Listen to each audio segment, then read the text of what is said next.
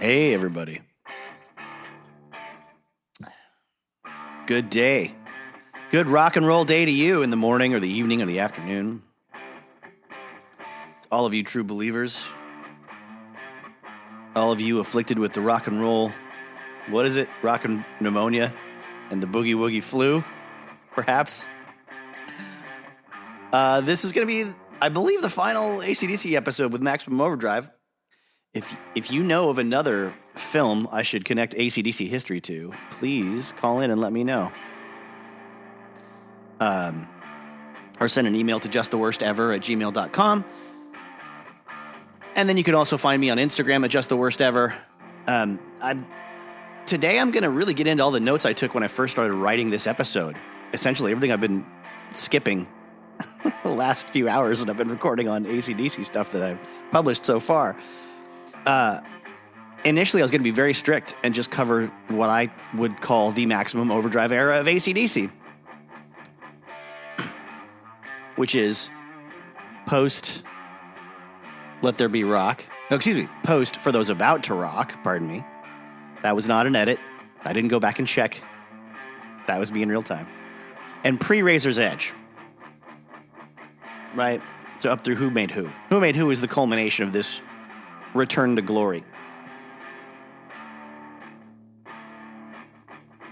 But there's too much about AC/DC history that's too interesting and exciting to skip over, especially the Bon Scott stuff.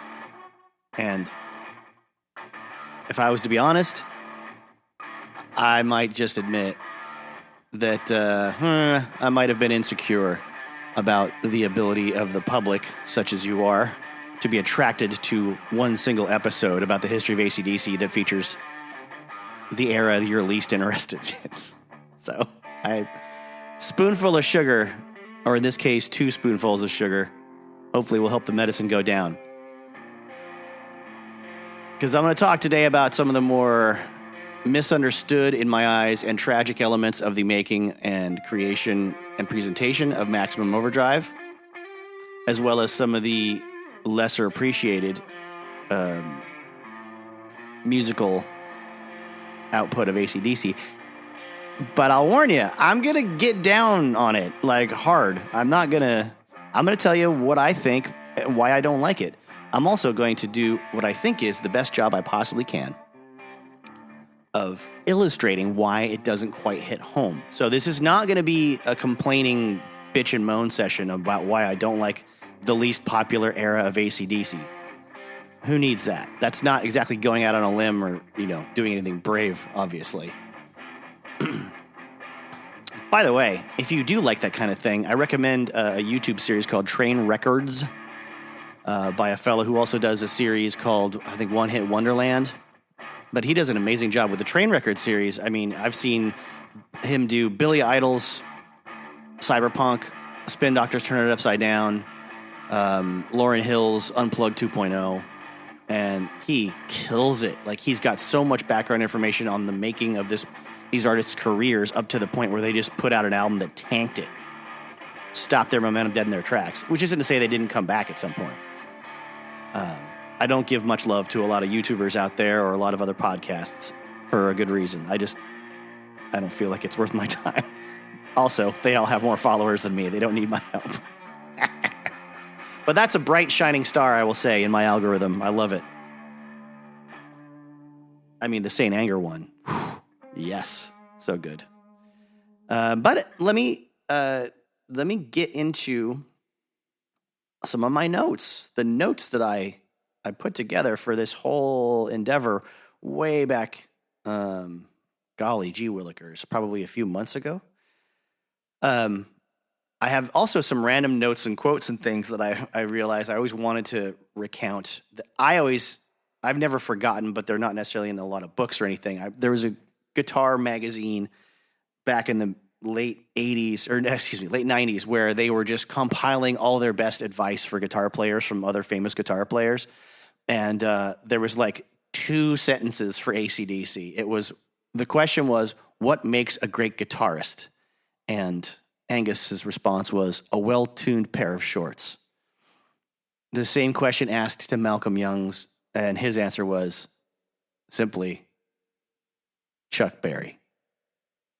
I'll probably have to reuse that for my next Chuck Berry episode, which is coming. I got out of the gate pretty strong with Chuck Berry with one short-ish episode compared to how long some of this other stuff has been. It's been very intimidating. I don't want to miss anything and not do Chuck justice. So, it's coming. It's just not on my list of most necessary things right now. I also wanted to talk about I remember a quote about Angus picking out the Gibson SG at a guitar store, a music store, because, I mean, there was two reasons. Basically, a lot of other guitars were larger, especially in the 70s. The Gibson sort of pointy guitar explosion happened in the 60s through the designs of Ted McCarty, who was trying to create Gibson guitar designs that looked more futuristic and modern because they were getting hammered by Fender guitars when it comes to popularity for a certain period of time. And Gibson was looked down on as being stuffy and old people's guitars and jazz guitars and things that were too expensive and too fragile and too hard to sort of maintain or buy if you're an average up-and-comer just trying to like form a surf band, essentially, or a rock and roll garage band at that time in the like late 50s and early 60s and onward. Don't go back and like Wikipedia all this and like come after, oh, it wasn't actually that year. There was multiple designs Ted McCarty came up with. He was the main designer at Gibson Guitars and is responsible for the Les Paul guitar, not Les Paul. The patent for the design does not, I believe, in any version I've seen, have Les Paul's name on it. He agreed to take on that guitar as the one he would, put his name on and endorse and be seen and with and to play and be in photographs with. Yes, it wouldn't have happened if he didn't approve, because he's a smart guy and an engineer at heart and an amazing technician and amazing player, of course. He's responsible for a lot of great stuff. But he didn't design the look of the Les Paul guitar. It was called something else at the time. It was essentially a violin. I don't. This is guitar talk here. We're going on a tangent. If you clicked on an AC/DC episode and you're pissed off that I'm talking about guitars, well, sir, you can skip ahead to the Stephen King talk coming up. But this feeds into Angus's choice of guitar. The Les Paul was essentially a violin design. If you look at a violin and then look at a Les Paul, there's just a cutaway, a smooth sort of circular piece missing towards the top of the body of the guitar, so your left hand can reach those upper frets easier. It was tilted back in its construction from the neck was tilted back. It comes together like a cello or a contrabass or a violin would. It doesn't sit flat. Fender guitars were easier to manufacture for cheap because they were just flat slabs of wood bolted together. They didn't have a lengthy process of milling out the wood a specific way and then gluing it together a specific way. Now, the Gibson SG was originally proposed as another Les Paul model without Les Paul's approval. And when he saw it, he contacted the Gibson Guitar Company immediately and said, take my name off that thing because I have nothing to do with it and I don't play it, and it looks like a cheaper, variant of the thing that I'm trying to promote here. Another interesting thing about his choice of colors for the Les Paul, he had two pieces of input, and the Les Paul guitar had two colors, black and gold. He said gold, metallic gold, because it looks rich, it looks ritzy, it looks like something to aspire to. It'll make people feel, like royal, fancy, like a really nice car. And then black because essentially it'll be easy to see his hands while he's playing a black guitar because of the contrast. So it's great for filming, great for photographs, things like that. Originally, those are the first two. The classic ones, when you think of a Les Paul in your head, a lot of folks think of a woodier color, a translucent finish, maybe with a sort of a cherry tint to it, or a honey barbecue glaze tint to it. But the originals were solid colors, so it didn't matter how pretty the wood was underneath. You can get less attractive pieces of wood that way that still sound good. So all this is to say that when Angus saw the SG, he saw all the benefits that probably someone like Les Paul didn't see in it. He saw that it was built slimmer and lighter and smaller and less expensive than a Les Paul. It was its own more aggressive type shape because it didn't just have one cutaway, one cutout for your hands. It had two, and they looked like horns that way. The sort of a curvy horns at the pointed horns at the top look. And it was important to him to have a smaller guitar, a Les Paul. Back to the pointy guitars, the Flying V, the Explorer, all of which Ted McCarty designed. Those would look ridiculous on a small, skinny boy like Angus Young. And he knew it. And he did say he was a little bit tempted by the Fender Stratocaster because it was nice and sort of curvy and fairly lightweight and very well balanced. Actually, I'm just making some of that up. I don't know if I remember the exact quotes correctly, but those are the benefits of Fender Stratocaster at the time compared to some of the bigger, clunkier Gibson stuff. I will say that. Or the large-bodied, hollow Gretsch guitars like Malcolm would play. Malcolm had a very small, solid-body Duo Jet, I believe, with two cutaways. I believe that's the name of the model. Now it's the Malcolm Young signature model. And it had one pickup missing in the neck, and it went out on him, or he never used it or didn't like it, but he liked the sound of the guitar better with that empty hole in it. It was a little more acoustic sounding. But Angus said he blew off the idea of buying a Fender Stratocaster because he just saw that, and all he heard in his head was Surfin' USA, and he didn't want to be associated with the Beach Boys.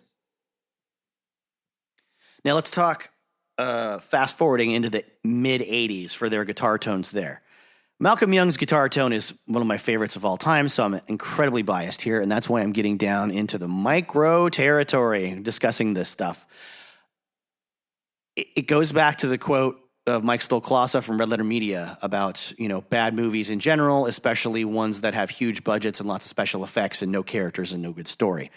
You might not have noticed it, but your brain did. You may not know why, in other words, something doesn't appeal to you when you believe it should, but there's a part of your brain that switches off when you're confronted with it. And if that's the case with your, middle of the timeline AC/DC impressions, you're not wrong. Does not mean that there aren't a lot of great hidden gems in there or songs with more potential that were kind of squashed by maybe a rushed approach to arranging or production.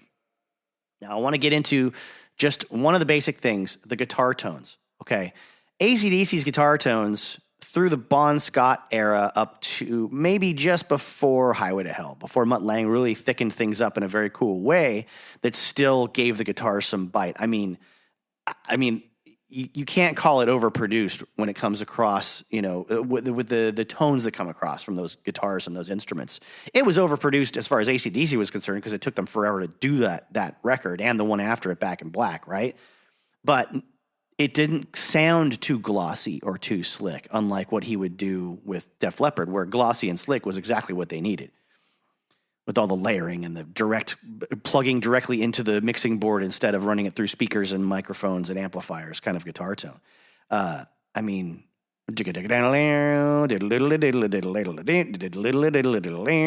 song that was originally Backseat Confidential, that ended up becoming Beating Around the Bush. I mean, that's nasty guitar tone and beautiful, natural. You can hear the pick just digging into those string windings on those, go on those guitar takes. So this is an approximation for comparison. I'm not even using a guitar that Angus or Malcolm used right now for this demonstration. I'm using just a very, very cheap Fender Telecaster thin line that I love. That's got a couple of P90s in it.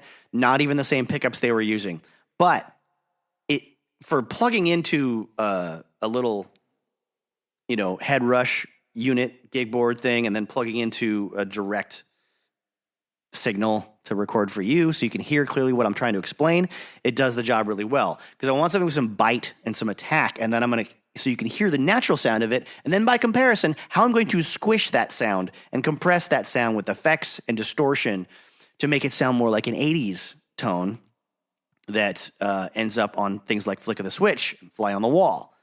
this tone would kind of bounce back to something a little more cool and biting and natural when we get around to the Who Made Who era. But for the time being, let's go back even further to what I was just saying previously. We're going to go back to pre-Highway to Hell AC/DC. So we're Power Age, High Voltage, Dirty Deeds, that sort of basic guitar sound. To me, for a reference point, not an exact match, but for a reference point for what we're going to change it into, we're starting with something that sounds like this.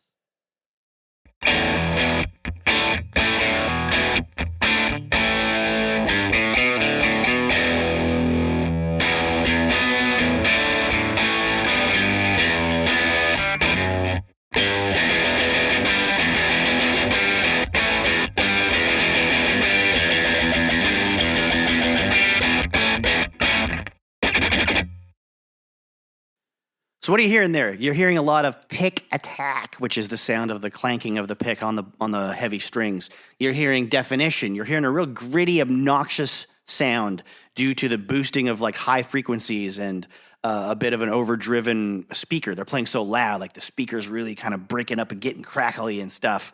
While it gets crackly, it still also smooths out certain other frequencies when you push speakers that hard with tube amp, the distortion. That comes from just volume, sheer volume, not so much what became the standard heavy metal sound later, which would be an overdrive pedal of some kind in front of an already distorted Marshall amplifier turned way, way up. Among other things they would do in the studio to make, metal sound as metal as it eventually would. I mean, you can watch videos about just the guitar tones on Master of Puppets, and it's amazing, the lengths they went to. But I digress. That's my reference point for your ears, okay? Now, I'll take that tone.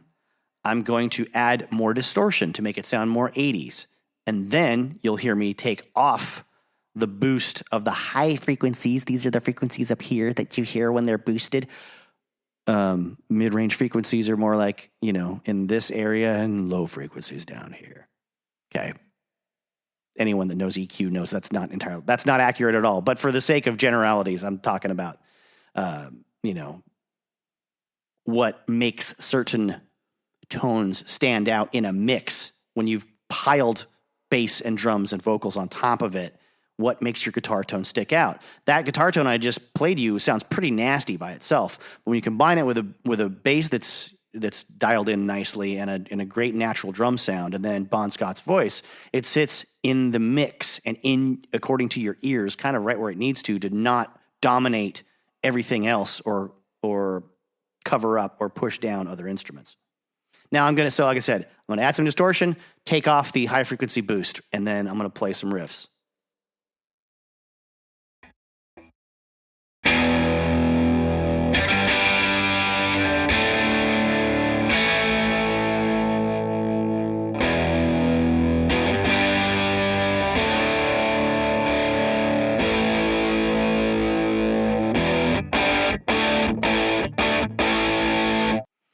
So you hear the change already. You hear a little mushier, a little softer, and darker. Okay, so now I'm going to even go farther. I'm going to add a little chorus effect. I'm going to add an echo and a reverb effect because that's what the 80s did to guitar tones. And then I will end this comparison and move on to the next part of the discussion. So here we go. Here comes some 80s tones that were common in the studio at the time.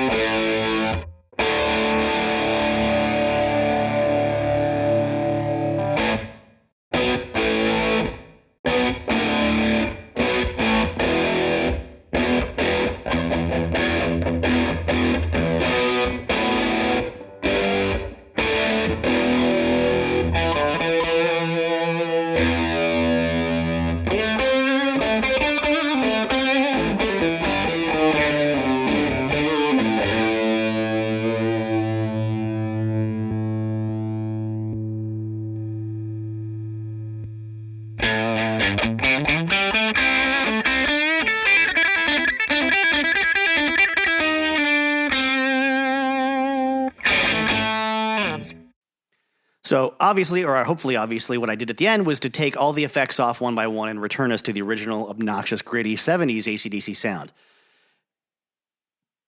I hope that all made sense. Because what happens when you do all that stuff and then you change the way you also sort of mic the drums and adjust the EQ and compress other instruments in the studio, you get the sound of flick of the switch and fly on the wall and things like that. And then it takes someone like Bruce Fairbairn in 1989 to sort of help undo that mentality and bring back the classic sound, or a modernized version of their classic sound with Razor's Edge, with, obviously hits like Thunderstruck and Money Talks and Mistress for Christmas. I know, nobody listens to Mistress for Christmas. Maybe they put it on their Christmas compilation. I want to party with somebody that has Mistress for Christmas on their Christmas songs best of mix. If you're an AC/DC fan and you actually know Mistress for Christmas, I salute you. Quite frankly, the problem with the AC/DC story is a lot of it was held back for a long time. There's a lot of misinformation spread by the band themselves. They want to, keep a lid on things and control their own narrative all through the 70s and 80s and 90s. So, and also, there's just so much history with them, it's hard to tell all the details of that story. I mean, if you go back and watch the behind the music that came out, when Stiff Upper Lip was released around the year 2000, in the year 2000, I remember because they were on Saturday Night Live the same night as The Rock was hosting, which was a great episode, especially with Triple H and Mick Foley and showing up in one sketch, I think, and maybe the monologue. But I digress. They had a lead-off single called Stiff Upper Lip, and then the second single was, I believe, I Feel Safe in New York City, which had a video with them in like a tunnel filled with cops with all the lights on. And it's a fairly repetitive song because that's what they were doing at that point. There's just, chanting. They just had songs where you would just chant things over and over and over again. I feel safe in New York City. I feel safe in New York City. Well, 9/11 happened, and that episode of SNL was the first one back. It had like Rudy Giuliani talking to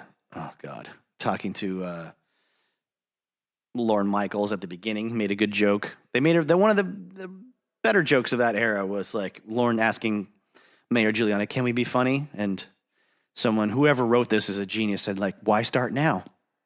That was the last good thing I think I ever heard Rudy Giuliani say that was worth listening to. Again, I'm digressing, but this is to say that that video and that single disappeared, of course, off the map. Pulled it. I mean, I'm sure someone behind the scenes had it pulled from all the promotion, and no one's going to play that video after 9/11. And I would have loved to have heard the stories behind the scenes. I would have loved to have conversations about all that recorded and listen to it today. You could tell me there's a 7-hour documentary about the filming of the Big Gun video from the Last Action Hero soundtrack with Arnold Schwarzenegger, and I would watch all 7 hours of it. I don't care. But AC/DC doesn't, either feel that kind of detail is necessary or really want us to know. Tie it all back. I got off on a tangent because I was talking about their behind the music, and then 9/11 because it came out, around that era. If you just watch the behind the music on YouTube, and you can, if you're sneaky, it's so short. It's like, in their career so long, it's like they formed in Australia, then Highway to Hell came out, then Bon Scott died, then Back in Black happened, and they're still going strong today, and they're back better than ever. The end. So I can't say enough nice things about the book Maximum Rock and Roll. I've been pulling from that a lot, primarily actually for all these 3 episodes. If you want to know more, I'm going to skip a lot of big, huge, important stuff. Go read the book, because I can't cover everything with the making of Highway to Hell and Back in Black. If you want to know that stuff, and you should want to know that stuff, don't look to me for it. Go just buy the damn book. So all this is to say, it's frustrating being an AC/DC fan because unlike Led Zeppelin, unlike the Beatles, unlike Jimi Hendrix, there weren't a bunch of people just running to their publishers and putting out books about what they knew about the band, so that fans could just read as much as possible and then sort of make their own decisions. In the case of Zeppelin, of course, they would have to put up their own authorized biography that I never see on the shelves anywhere anymore to dispel the rumors created by their former tour manager, who sold way more records than them, I'm sure. Sold way more copies of his book than them, I'm sure. sterilized history of Led Zeppelin, or the debunking other people's stories history of Led Zeppelin, is not the kind of thing that I've ever gone back to after I read the book. And it was funny how they were trying to like pass the torch at that. It came out in like 1990 or something, and they're trying to late 80s. They're trying to pass the torch to Def Leppard in that book as the new kings of, Led Zeppelin's kingdom. Oh God, bad timing. So let's talk about the videos from this era and the albums from this era. I binged them all on YouTube. AC/DC's own YouTube channel has everything now. They used to have this great 2 DVD set called Family Jewels that was like 1 disc of Bon and 1 disc of Brian. It was invaluable for all the AC/DC tribute bands from the early 2000s to watch what was going on with all the guitar playing and stuff and learn the tunes and the tones. But now I don't need it. Now I'm not so sad that I don't have it anymore. I don't remember what happened to it. I think I had to do a purge of the DVD collection at some point when I was moving again. And I regret losing that one. It was a very slim case. Didn't take up a lot of space. I didn't need to get rid of that. But I'm going to go back to my notes from a few months ago. This era of videos goes to show that as hardcore, bare-bones rock purists obsessed with Chuck Berry and Jerry Lee Lewis, who rejected the metal tag they'd been branded with in the 80s, they were more than capable of cranking out a string of cheeky, story-based narrative videos involving blonde women with lots of hair product. Sink the Pink, Stand Up, That's the Way I Want to Rock and Roll, and the new version of You Shook Me All Night Long, which was made just for the Who Made Who album. So there's 2 versions of that video. There's a black and white original version, and then there's this. I think it's a color, but they're just on a soundstage. They did like 2 or 3 videos for Back in Black that are just them on a soundstage alone.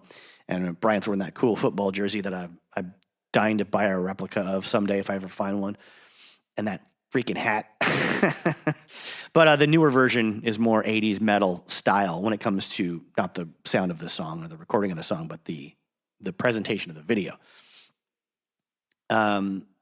Actually, I guess my notes about the blondes is a bit of a stretch because the Sink the Pink video more prominently features this redhead pool shark in pink leather and then an African-American bartender.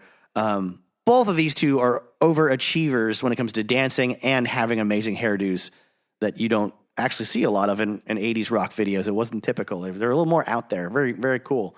The stuff from the Fly on the Wall videos seems to all feature cars rolling up first to the venue, the bar where AC/DC is playing. And then a new exciting person or set of people with a weird gimmick gets out of the car, goes in the bar and looks around. And throughout it all, AC/DC is just there to be a fly on the wall when wacky stuff happens in the bar, fist fights and dance contests and things like that that just come out of nowhere. It's interesting. It's cool. And I then wrote, AC/DC in this era does the thing that all bands say they didn't want to do around the time when they refused to admit they got no gas in the tank. Other bands relieve their boredom with each other and their own writing process by radically altering their routine and taking chances with their songwriting. And it usually sucks. And we all make excuses for them in the short term. But we go back to the old stuff and patiently wait for the next release and whatever surprises that'll have or disappointments. And in truth, it's just these dalliances along the way that keep a lot of bands from breaking up. And it allows them to adjust to their own longevity. But not AC/DC. Nope. It all sounds like them, but just going through the motions, not being especially brilliant. So to put this in the context of a band like Metallica or Megadeth, sorry, I do this comparison a lot. I have a comparison with them and Depeche Mode, any Razer that will blow someone's mind someday. When I find out what movie I'm going to do that comparison with. You do better when you put out trash like Risk or Saint Anger. It polarizes your fan base and makes a big stink about what the hell's gone wrong with your creative direction. Makes everyone argue and fulminate about details and like try to guess what sort of motivated you to make such daring, crazy choices, And in reality, it's just a piece of shit. Like Bill Hicks said about the movie Basic Instinct. The discussion has to be about sexuality and what does it mean, and the boldness and the daring to subvert social Nope. nope. The movie's just a piece of shit. Stop talking of all that. Stop making excuses. Just watch it again. The movie is a piece of shit. So that's what I would say about Saint Anger. That's what I'd say about Risk. That's what I kind of feel about. I don't feel Flick of the Switch is a piece of shit. I just feel like it's dull for all the tonal reasons that we went through with the guitar comparison, and for other reasons that I'll get into about the lyrics and the construction of the songs in a bit. Now, what happens after those bands will put out something really wacky that polarizes their fan base and gets people in the public talking about them again, which is all they're riding on. They're running on fumes creatively, but if they can keep people from thinking they're irrelevant, then they live on to fight another day and maybe go through rehab or get their shit together or kick somebody out of the band and get somebody else in that like makes them feel better about what they want to do. Because relationships aren't all meant to stay around forever, everybody. Any kind of relationship. I don't know. I don't care if it's a band or it's a romance. They're not all meant to last forever. And people get locked into patterns and they spiral to find ways to cope with someone else's behavior that impedes their creativity and their happiness. They've developed coping mechanisms and they stop trying. They stop fighting. They're tired of being argued and beaten down by the constant objections to the way you want to try to do things, and less exciting things happen with a group or a duo of people when enough time goes by. Hence, every time Sting plays songs by the Police with his solo band, it sounds nothing like the Police. That's the way he wanted to do it originally. Anyways, or the way he developed it so he can stand to play those old songs that he doesn't want to remember anymore. I know, it's a very timely reference, Sting and the Police. I get it. Aren't you glad? Aren't you glad I'm so up on the modern trends? So back to what I was saying. After those, you get your chance for like a so-called return to form. But sometimes it's really just you going through the motions. The World Needs a Hero for Megadeth and Death Magnetic for Metallica. AC/DC just went through the motions the whole time. And unlike other bands, didn't pretend to be brilliant about it.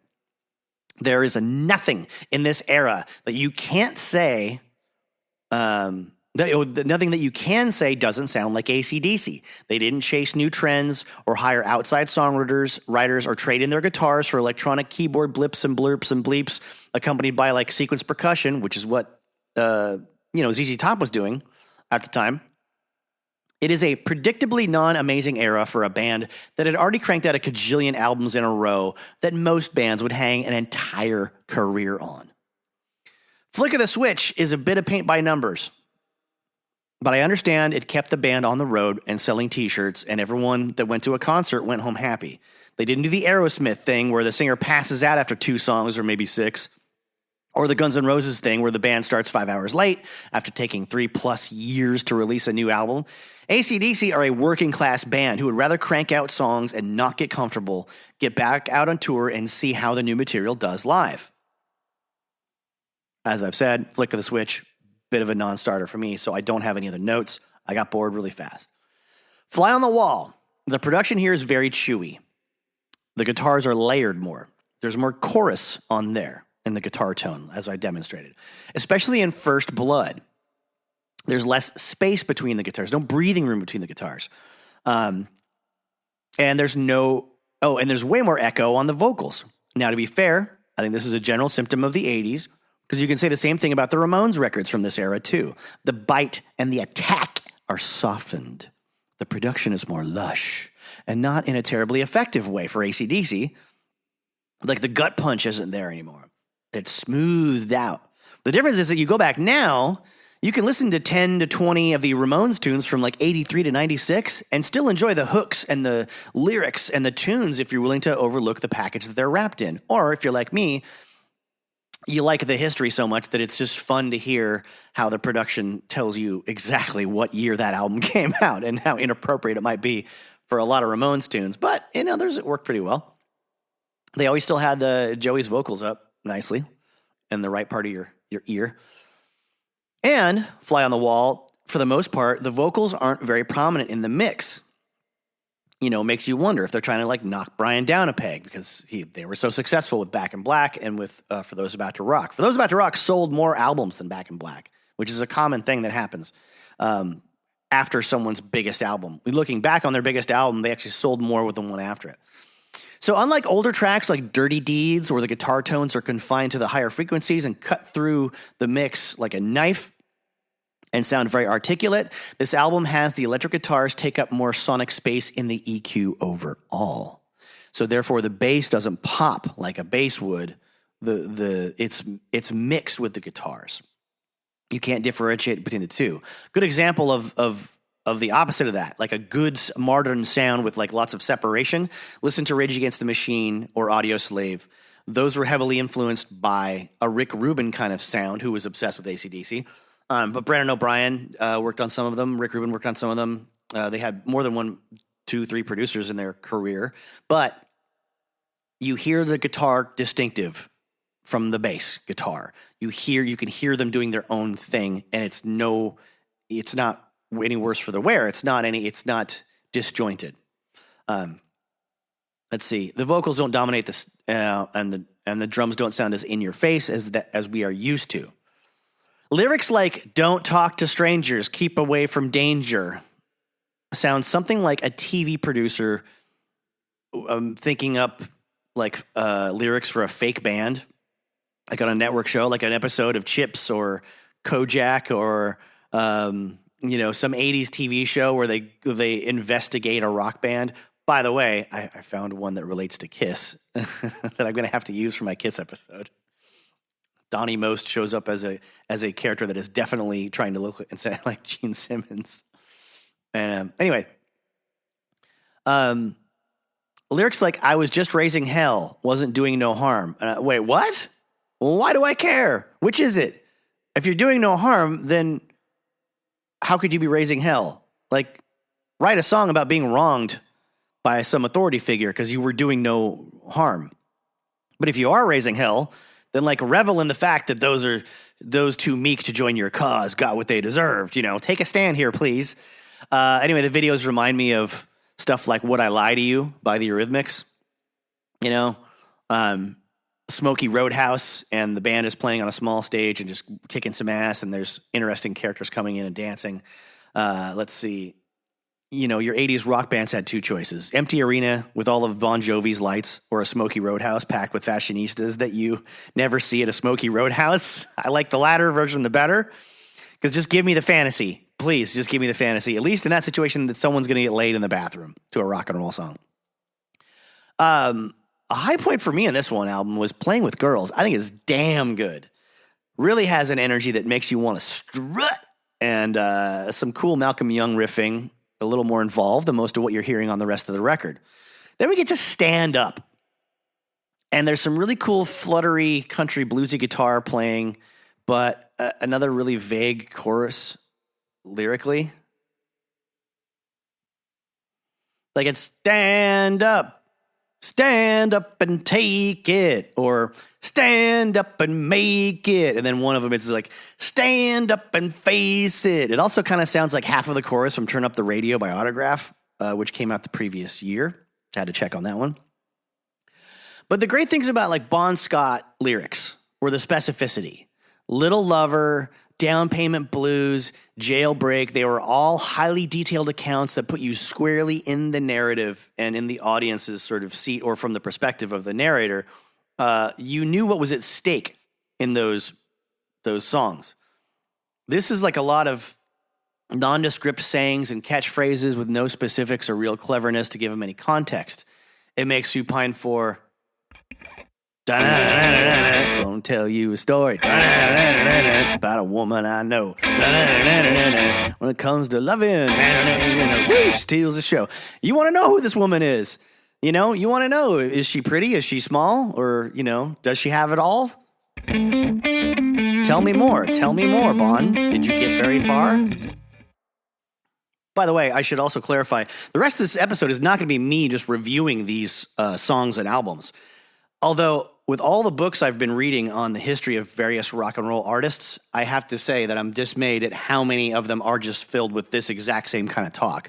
It's just, a chronicle of what album came out when, how high did it go on the charts, and then the author gives us their review of every song as if we need that, as if we need to know how, whatever, incendiary the guitar playing was and other burned out, useless adjectives that don't describe what's happening musically at all. Terrible, terrible cliches filled all of them. And they've had a lot of these books out. So I'm saying we'll get through this part. We'll go back to Maximum Overdrive for a few tidbits because we've talked about most of that whole story already. But there's some main points I want to make to wrap that section up. And then I will get back into the actual historical events of AC/DC during this time. Now, side note to qualify my bias, again, my favorite lyricists in rock and roll from the 70s on up to the modern day are like Bon Scott, Phil Lynott from Thin Lizzy, Eddie Spaghetti from the Super Suckers, Brett Anderson from the Donnas. All of those are great. They've got the cheekiness and they've got the grit and the sleaziness with cleverness down pat.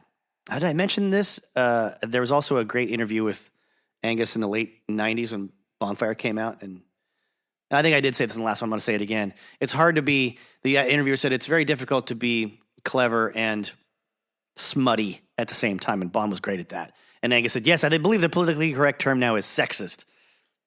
But they always said back in the old days, there's quotes of them talking about like the scandalous behavior in AC/DC, and that was like, you can't pin us down on anything. You're not going to pull any skeletons out of our closet. If you see Bon down the hallway necking with a virgin, it's not like you're going to destroy his reputation, by breaking that story. So now my thoughts on the musical arrangements for this era, especially I'm still on Fly on the Wall. I can say there's a lot of guitar intro played alone for a few measures, but it's cut off by the full band coming in really soon. And then there's vocals over a verse with the usual bass and drums by AC/DC. Dum, dap, dum, dap, da, na, na, na, na, na, na, na. And I do think this is a symptom of the 80s. The guitars cannot wait to get back into the mix and dominate your attention. There's nothing during this 3-album stretch that invokes the foreboding of the long bass and vocal sections of something like Livewire. With the minimal guitars until Bon screams the title of the song, and then everything comes back in full force with big cymbal crashes and the evil old man AC/DC backing vocals. Livewire, the same evil. I call them evil old man backing vocals, and I think of the elderly gentleman from movies like Big Trouble in Little China. A guy who talks like this, and whenever I hear oi, oi, oi, or dirty deeds underdone cheap, and I say symptom of the 80s when I say that, I mean oversaturating everything with electric guitars was just normal at the time, and also because Bon's not in the picture anymore and Phil's not in the picture, and we're gonna get into that why Phil had to go. I have to believe that Malcolm and Angus are steering this whole ship themselves. And that plays a factor in the lack of dynamics present in the songwriting and the production.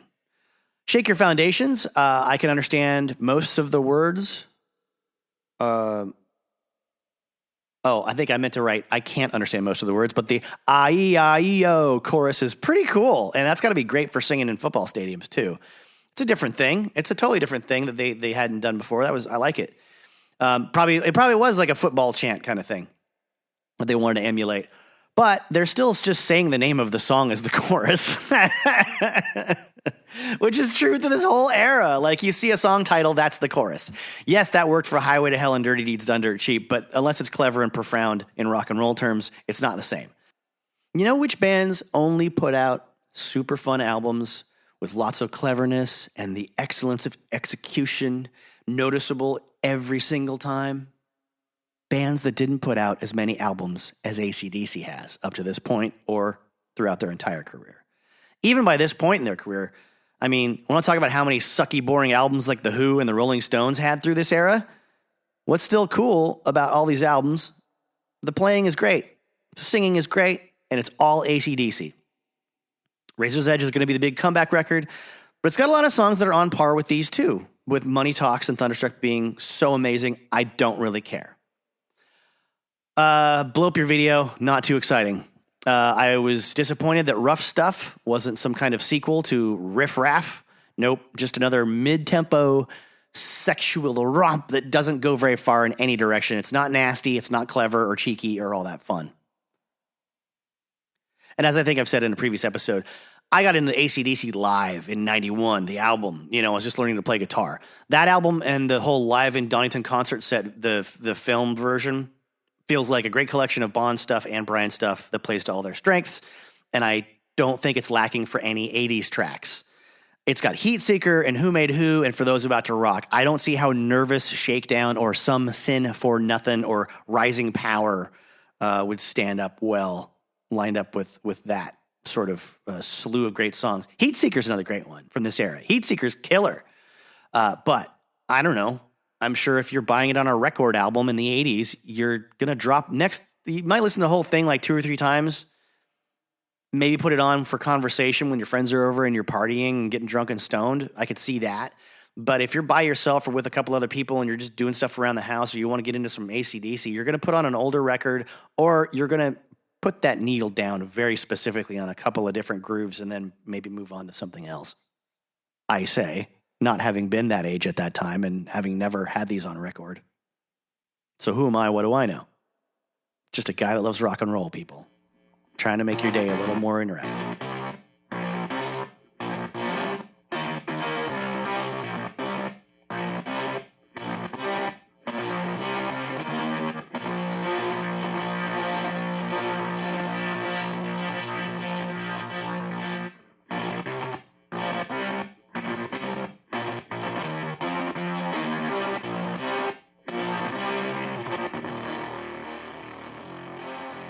Here's a fun quote. When asked why he hasn't directed a movie since Maximum Overdrive, Stephen King responded, "Just watch Maximum Overdrive." Apparently he thought that was all anyone would need to know about his directing capabilities, beginning and end.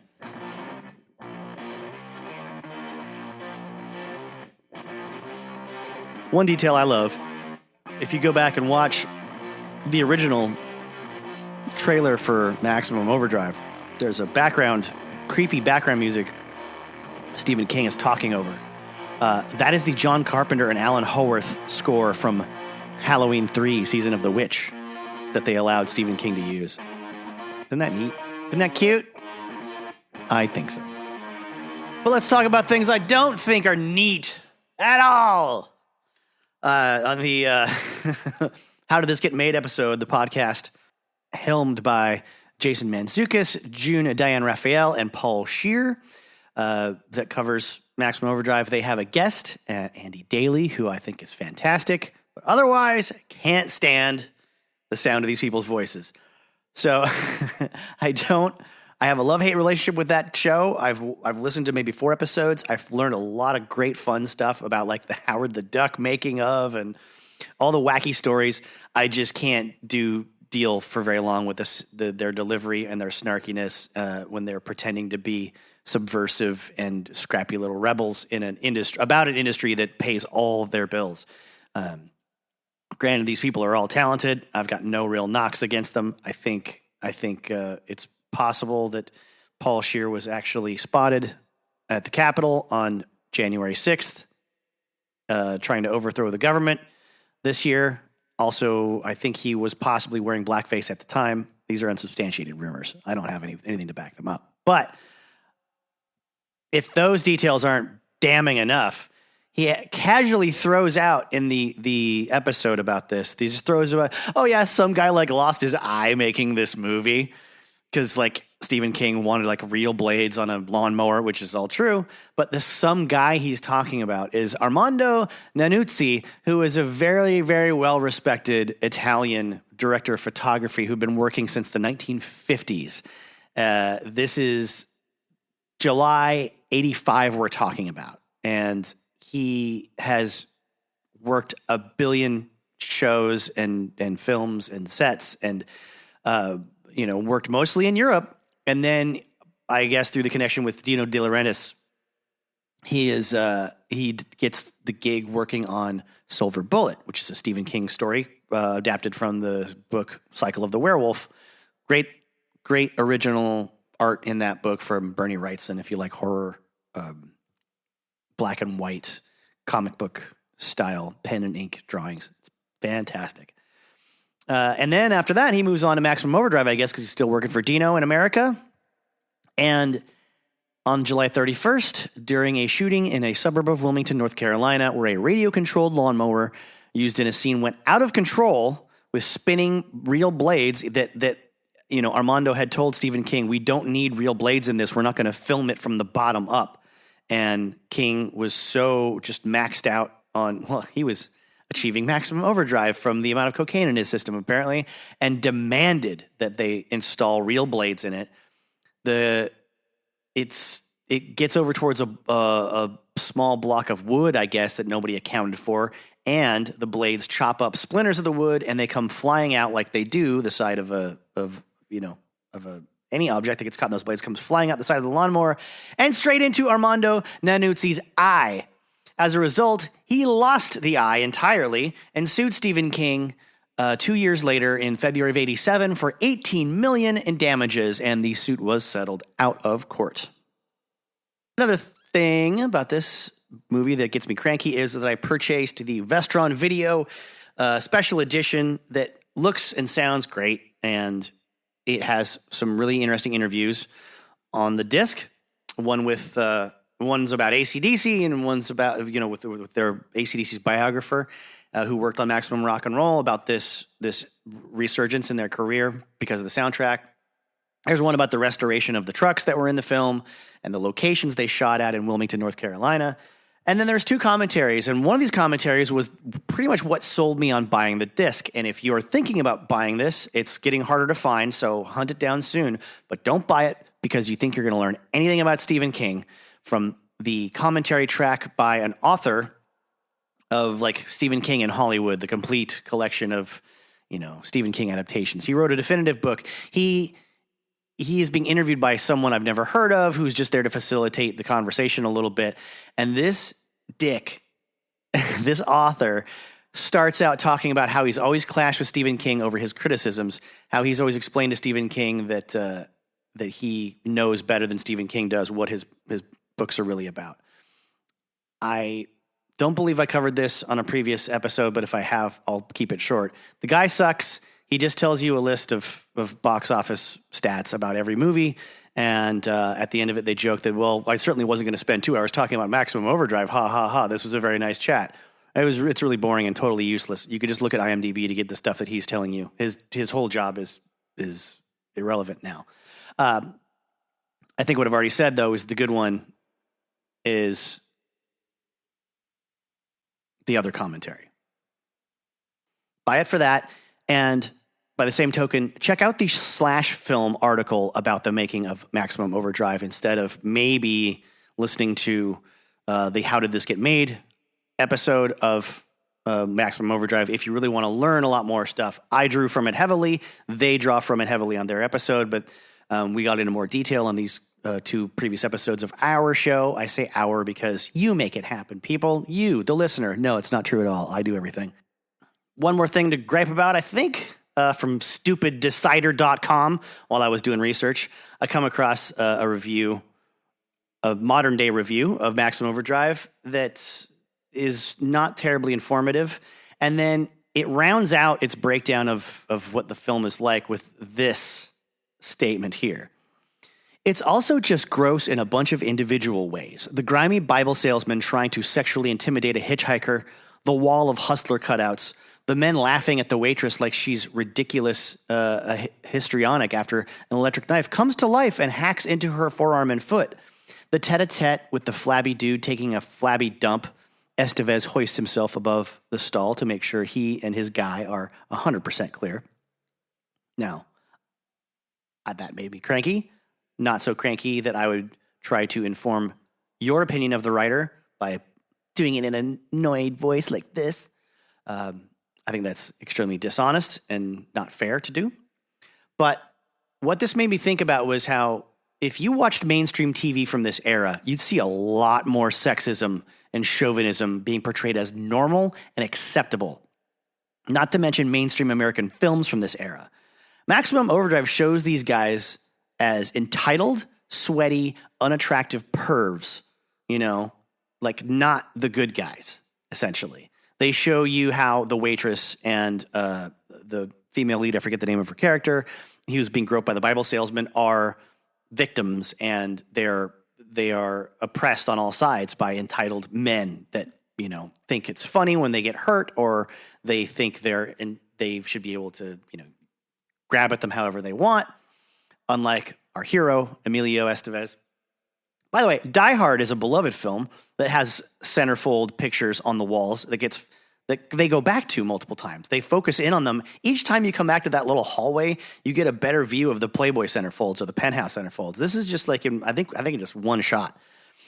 Those are all over the place in the 80s in like mechanics garages and various warehouses and blue collar settings where, it was predominantly men working. I'm not just pulling this out of my ass. I'm not trying to like defend the 80s because I was only a kid at the time.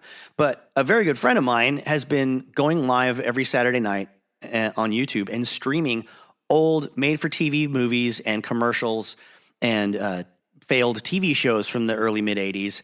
And the sexist entitlement is everywhere. Women are objects all the time. It's normal. It's portrayed as typical, unless it's a made-for-TV movie about like a struggling female newscaster trying to break a story and coming up against some sexism in the workplace. They're just starting to get those narratives out there. And I say all this because I've been a horror fan since I was a young teenager, as I've been a rock and roll fan since I was a young teenager. And it's always square people that don't know about genre stuff that come down on horror, especially in rock and roll and heavy metal and punk, for being kind of extreme and making them uncomfortable. They're uncomfortable because of the things they don't like about themselves. They're not doing the public a service, like Roger Ebert's not doing the public a service when he goes on his show in the 80s and talks about how the Friday the 13th films are only there for people who love the idea of murdering women. There's no redeeming value whatsoever, and it's not entertaining, and no one should ever like this unless you're a terrible, terrible person. That's what this person from Decider is doing. I'm not even going to name them. I don't want to look it back up again. They're not giving credit to the fact that the horror genre, more often than not, portrayed this kind of disgusting sexist behavior as disgusting and sexist.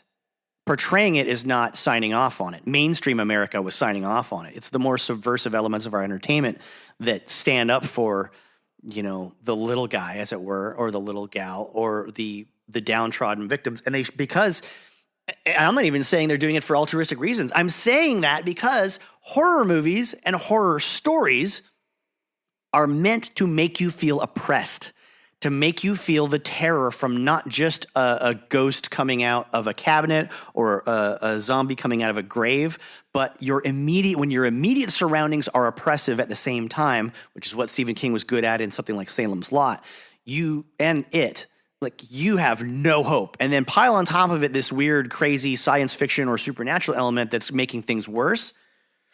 Like the best case scenario is you might escape the big bad, but you're still trapped in your crappy town or in this crappy truck stop in this crappy part of the world in a bad job with bad people around you. And you've already had too much to put up with as it is. The author of the article also bitches about Stephen King's poor Southern accent, which is one of my favorite. He only says 2 lines in the movie, and it's great. This machine just called me an asshole. I love it. So that should wrap up, I think, our Maximum Overdrive portion. Now, again, if you want more, check out slashfilm.com, the Maximum Overdrive oral history.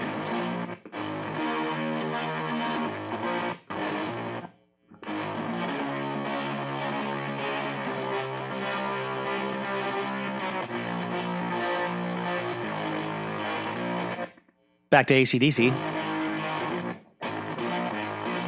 momentarily. I'm going to cool my jugular with our new sponsor's product, Aunt Fanny's Organic Radish Water.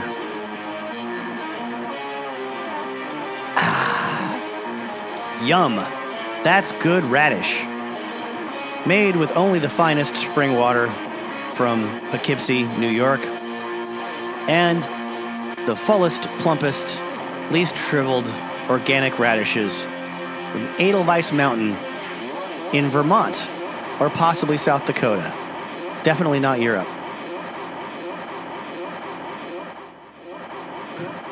Now, I don't want to give the impression that I'm skipping over a bunch of stuff from where we last left off with AC/DC's history, because I've now jumped into critiquing their recorded output from the mid-'80s, where I'm not. I'm going back to the Bond era for a little bit, for a couple of little details here and there. I did have bookmarked a lot of other excerpts from Bond: The Last Highway by Jesse Fink that I thought were pretty interesting, but now that it's been a while and I've done a couple of other episodes, I don't think they're as relevant to what I'm trying to sort of wrap up here or get across with the history of the band. I would highly suggest, if you are very detail-oriented about the history of the Bon Scott era of AC/DC and Bon himself in particular, go read that book or go get that book and flip through it. I mean, you're going to see details provided by every person who ever did drugs with Bon or ever drank with Bon or ever slept with Bon, essentially. And then there are chapters full of speculation about how and when exactly he died. A lot of it is hearsay and rumor from many, many, many different perspectives. And I feel like if I was writing that book, I would have nothing to go on because I wouldn't want to print stuff that wasn't verifiable. So half that book is just people telling stories.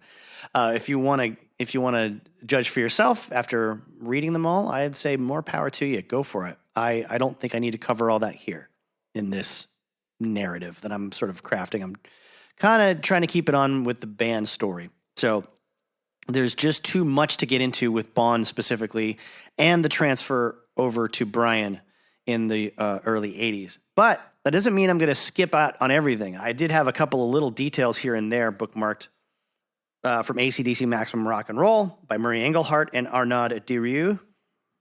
I apologize for how badly I probably pronounce that every single time I try to give the author credit on this show. I wanted to just read directly from a couple of bits of the book where we're back in the Dirty Deeds era. A single of Dirty Deeds Done Dirt Cheap, backed with Big Balls and the Jack, had been released in the UK in January to prepare for a February tour. In a preemptive fuck you strike, the tour poster carried a tongue-in-cheek community service styled warning stating all radio stations are banned from playing this record. Let's see. The 30 tour dates were splashed across the entire back page of Sounds magazine, kicked off on the 18th of February with a performance at Edinburgh University, which resulted in a near riot. During Dog Eat Dog, the band had to stop playing in an attempt to restore some degree of order when they objected to the heavy-handed manner security staff adopted when fans climbed on stage. In a slight rerun of the Fear and Loathing of the Giant Dose tour, in Australia, 3 dates were canceled after local councils, worried about anything even remotely connected to punk, refused to have rock bands of any description on their premises. Of course, having a single with songs like The Jack and Big Balls didn't help. This time, the authorities were taking no chances, and, not too surprisingly, the band were refused permission to appear at the Glasgow City Hall, where memories of the trouble at their previous appearances remain vivid. Further along the same chapter of this book, it says that the show at London's famed Rainbow on 11 March was memorable for 2 reasons. First, Angus almost physically took apart the guy who spat at him, and second, Doug Thaler, booking agent with American Talent International, ATI, saw AC/DC for the first time. Thaler already had a history of sorts with the band, having met George and Harry in the late 1960s while they were in the Easy Beats, and he was playing with Gene Pitney. Doug Thaler says, I remember George saying in that summer of 67, hey, I got an 11-year-old brother at home that can play guitar better than anybody on this tour. I thought he was joking. Then sometime in 1976, a promoter from Columbus, Ohio called my attention to a record that was doing really, really well in his market called It's a Long Way to the Top by this group AC/DC. I got a copy of the album sent over and I listened to the track and I thought, hey, this is good. I love this. This really rocks. Thaler noticed the album was produced by his old friends George and Harry. After some digging around got a phone number for Albert Productions in Sydney. He successfully placed a bid to be AC/DC's agent for North America, an association that would last until the end of 1979. That night at the Rainbow, David Krebs, who at that point was managing Ted Nugent and Aerosmith, was with Thaler. He liked what he saw in AC/DC and subsequently offered to co-manage the band in the U.S. with Michael Browning and split his management share in the process. Browning turned down the offer. A quick break in the storybook narrative here. I have to admit that I paused recording for about 15 minutes to go take a walk around the block and then listen to Who Made Who on headphones again. The album, at least, I didn't listen to the old stuff that I already knew right on and For Those About to Rock, etc. You Shook Me All Night Long. I just wanted to get the sound back in my head of a couple of tunes. DT's, Shake Your Foundations, and Who Made Who itself. Holy smokes. If you need a good power walking session, those tunes are perfect. They're so good. I got to say, for the first time since I wrote those notes that I read earlier, I've gone back to those songs, and I gotta admit, they're pretty damn good. They're really good. They've got back what I think was missing from some of the albums before them. There's more sort of shifts in there's more gear shifting going on in the arrangements. There's stops and starts and build-ups, and there's the odd key change before a guitar solo kind of thing. And I started looking up information on Shake Your Foundations and Fly on the Wall, trying to find out if I could pin down who the actors were that were taking part in the filming. No such luck. All I can get on IMDb and Wikipedia is just the names of the band members. So I don't know who all these Secret Service looking people that are dancing in their suits are, and I really want to know. I found a couple of interesting other bits of trivia from vh1.com/news. They mention that there was actually a favorable review of Fly on the Wall from Rolling Stone magazine. Are you ready to hear what the Rolling Stone version of a positive review of AC/DC is? It goes like this.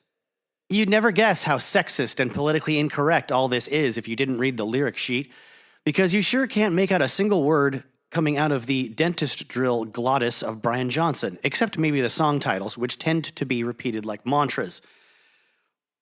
Angus Young is also in great form, playing the dumbest, most irresistibly repetitive chords in the lexicon. Thanks, Rolling Stone. One magazine that actually called it the single greatest album of 1985 in its year-end issue was People magazine, if this article is to be believed.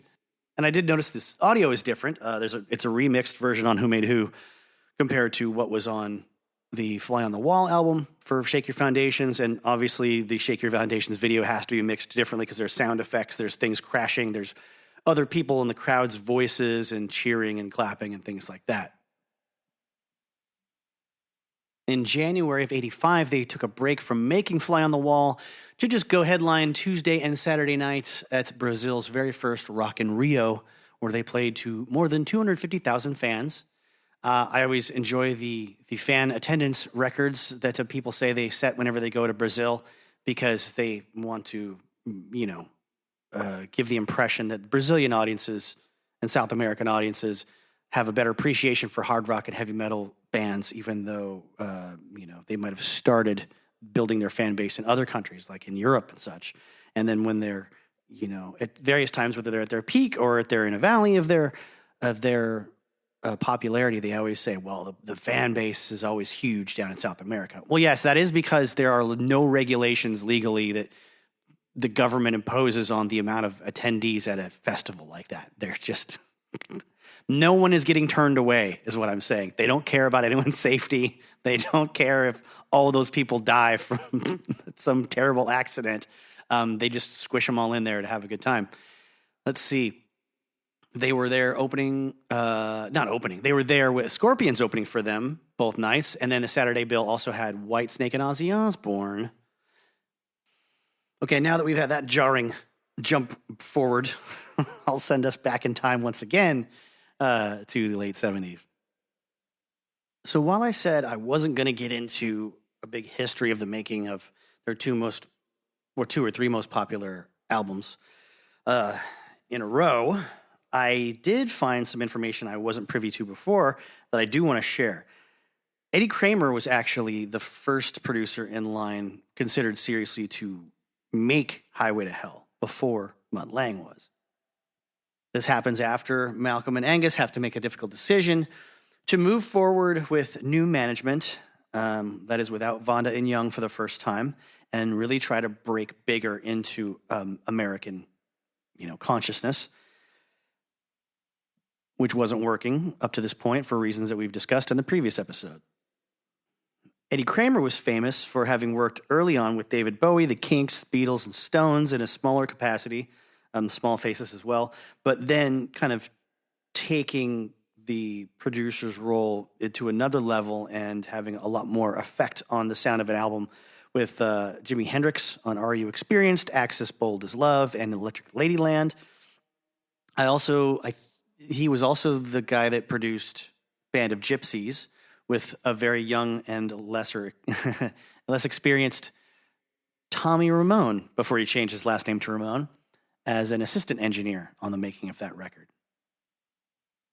Then he moved on to work for Led Zeppelin, Humble Pie, and then with Kiss on Alive, Love Gun, and Alive 2. And this is what sort of sets him up to be the guy that's on AC/DC's radar. So Kramer flies down to Sydney, Australia, and he meets up with George, Harry, Ted Albert, Michael Browning to be introduced to the band at Albert Studios and start recording some demo versions of their new songs for Highway to Hell. He says, obviously a much rougher, tougher, grittier, simpler kind of vibe, implying, than what he's used to in the past. I mean, the two brothers were really just calling the shots, and I thought they had it down with that singer, Bon Scott. Jesus, he was just bloody amazing. It was just incredible. You get a great singer and a cool-sounding band. They were different from Led Zeppelin for obvious reasons. They're a simple, raw, basic, to-the-point rock and roll band. A fundamental rock and roll band that is hard to find, and is hard to find today, for God's sake. He went on to say the Stones had a much higher level of sophistication than these guys. Different sort of animal. Later in the same chapter, the author says, as an unattended send-off before leaving for America, Angus, Malcolm, and Bon took to the stage of the Strata Motor Inn at Cremorne in northern Sydney for an impromptu performance with George on bass and someone named Arnott on drums. This was to be Bon's last live appearance with Malcolm and Angus in Australia. Maybe Arnott was mentioned previously as being in Rose Tattoo. Yeah, I think so. Let's see. Ray Arnott.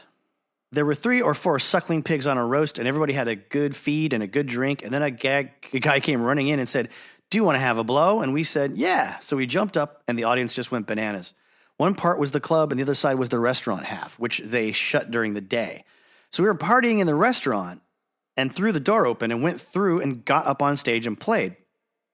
For the next half an hour, the stunned audience was treated to 5 or 6 songs, including Baby Please Don't Go and Let There Be Rock. Bon and Angus weren't strangers to the Strata, where they would sometimes go along to see the jaw-dropping guitar fireworks of the Emanuel brothers, Tommy and Phil. Phil Emanuel says, Greg Johnson, the manager of the Strata, came over and said, would you like a drink? Yeah. So he went over to the bar and got 2 double Jack Daniels and Coke for me and Tommy, and I think Angus had a lemon squash or something. And he just looked at Bon and said, the usual, mate? And Bon said, that'd be great. He came back with a big glass of ice and a half a bottle of Johnny Walker Red Label for Bon. And in the time it took us to drink our drinks, Bon had just about downed the whole bottle. Never seen a man drink like him. Bloody amazing, and he could handle it really well, too.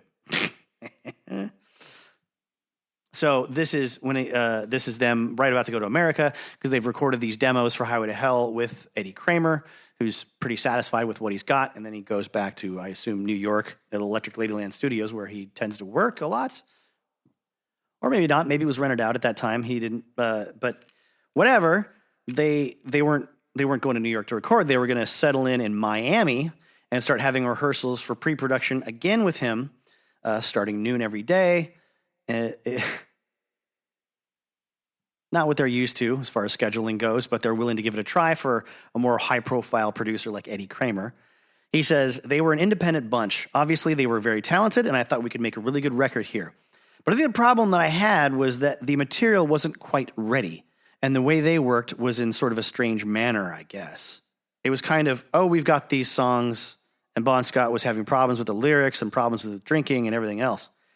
In retrospect, he was such the prototypical tough guy rocker, and his image in terms of drinking and carousing and being completely out of control, that was his style, and I was not used to dealing with that.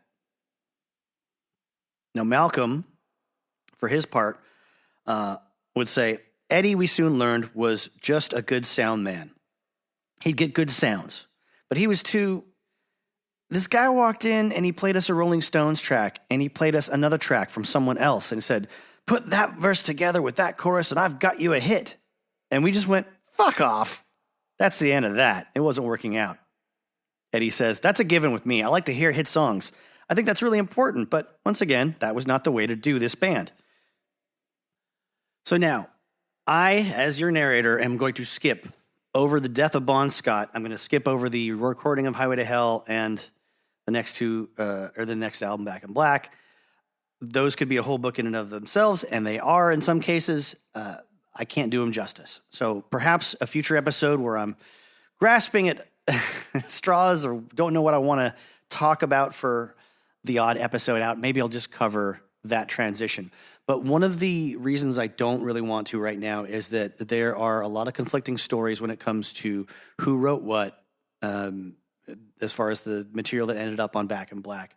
There's conflicting stories as to how and why exactly Bon died and what happened in the aftermath of that.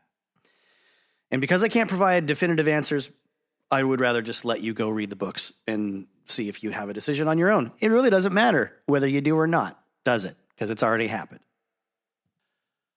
I'll give a couple notes about, for those about to rock, though. The whole idea for cannons on the song For Those About to Rock were Malcolm's idea after watching the ceremony, the marriage ceremony of Lady Diana Spencer to Prince Charles. There was a ton of cannons that went off in an act of royal salute, and that kind of got everyone's hair up on the back of their necks, that sound. So we thought that'd be a good addition to their stage setup from there on out, and also a good sound, or at least to start with, something you could record for the later part of the song. Around the time they were making this record, the Rolling Stones offered AC/DC $1 million to do the opening honors on one stadium date of their 81 North American tour.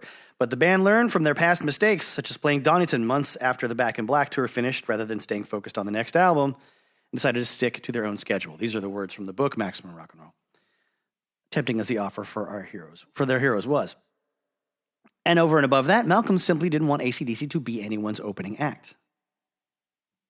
The other part of the conceptual equation when it comes to For Those About to Rock came from a book about gladiators in ancient Rome that someone had given Angus. It was titled, Those About to Die Salute You, which is supposedly what the gladiators would say to Caesar before entering the arena, or after entering arena, before chopping someone's head off, I guess, or possibly getting theirs chopped off.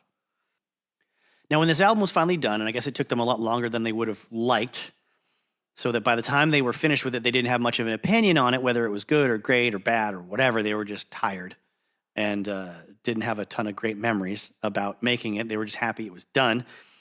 They go on the road with cannons to pull off this new stage show idea. Unfortunately, no rock band had taken military hardware on the road, let alone actually fired it off like live rounds, or whatever you call blanks when they're in a cannon. In Hartford, I assume that's Connecticut, the road crew was advised right before the encore, where the cannons were about to happen, that if they did use the cannons, they would all get arrested. The threat went unheeded. Malcolm said, go for it anyway.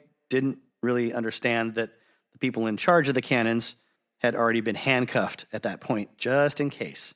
So they played the song, no cannons go off, and Malcolm is pissed.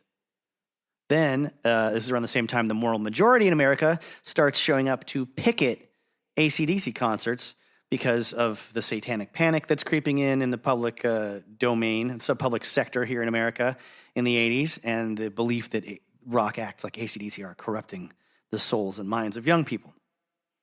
This is going to snowball with some other negative effects later on in the story here.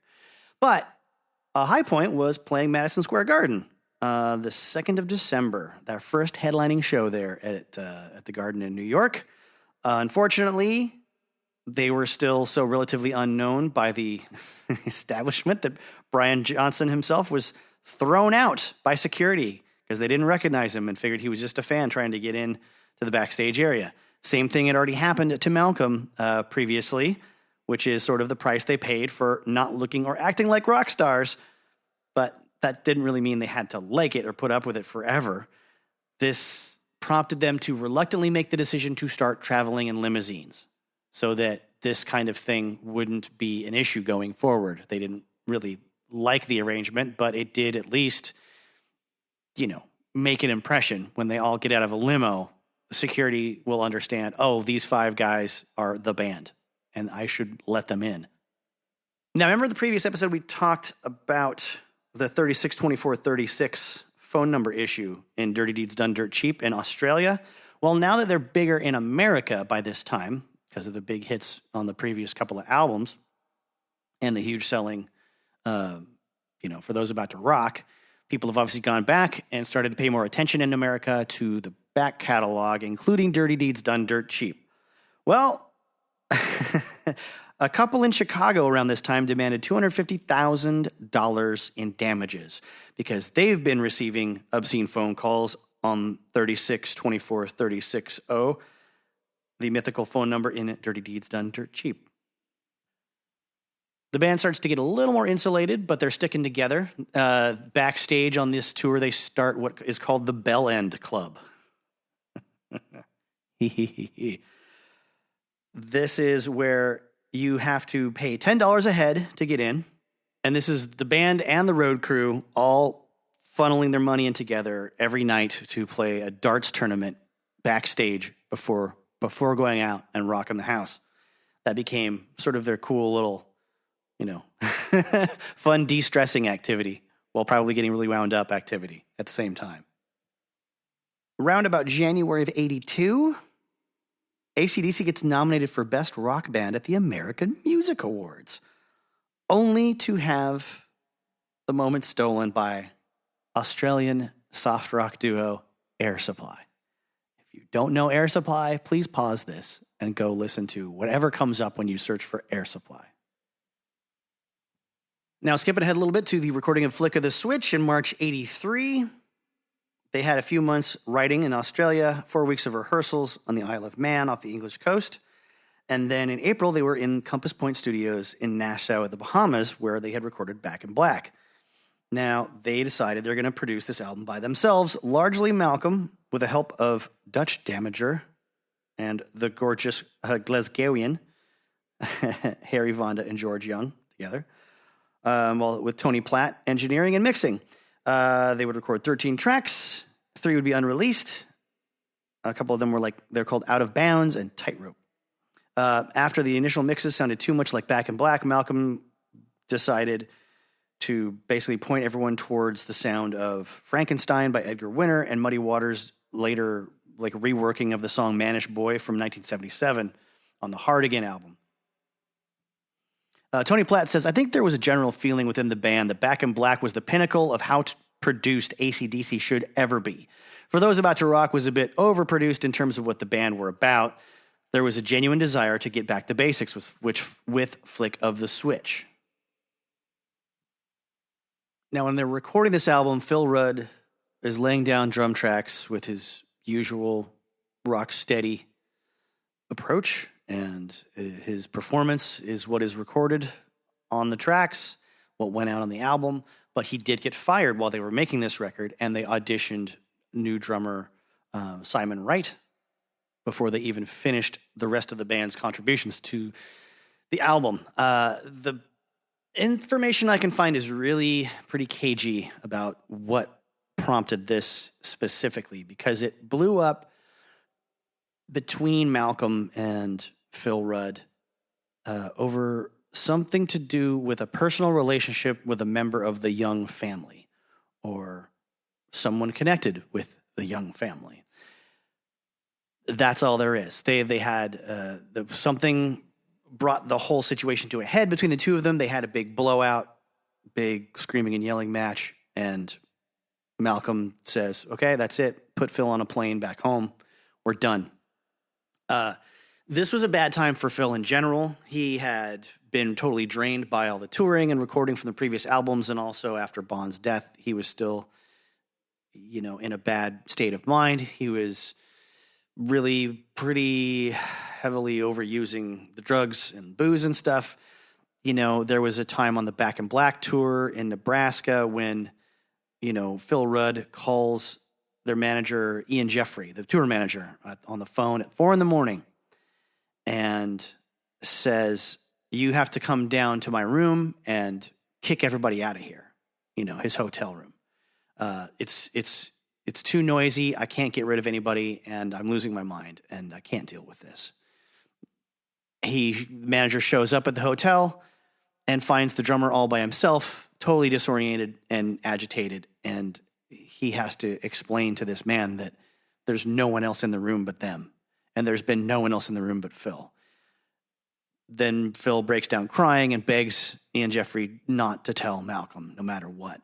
So he also got punched out by Malcolm one time after he showed up 2 hours late for the band's show at a Long Island gig at Nassau Coliseum, and then was physically unable to play the last song of their encore.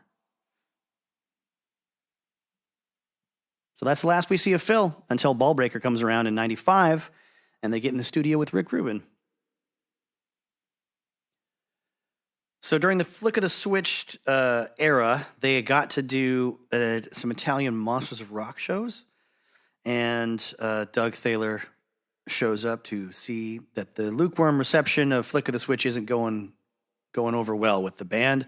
Band's had some changes in their lineup as far as the people working for them, crew members, new manager in Ian Jeffrey, who's now the guy that's taking all the blame for everything Malcolm doesn't like, I guess, about what's happening and how things aren't going very well.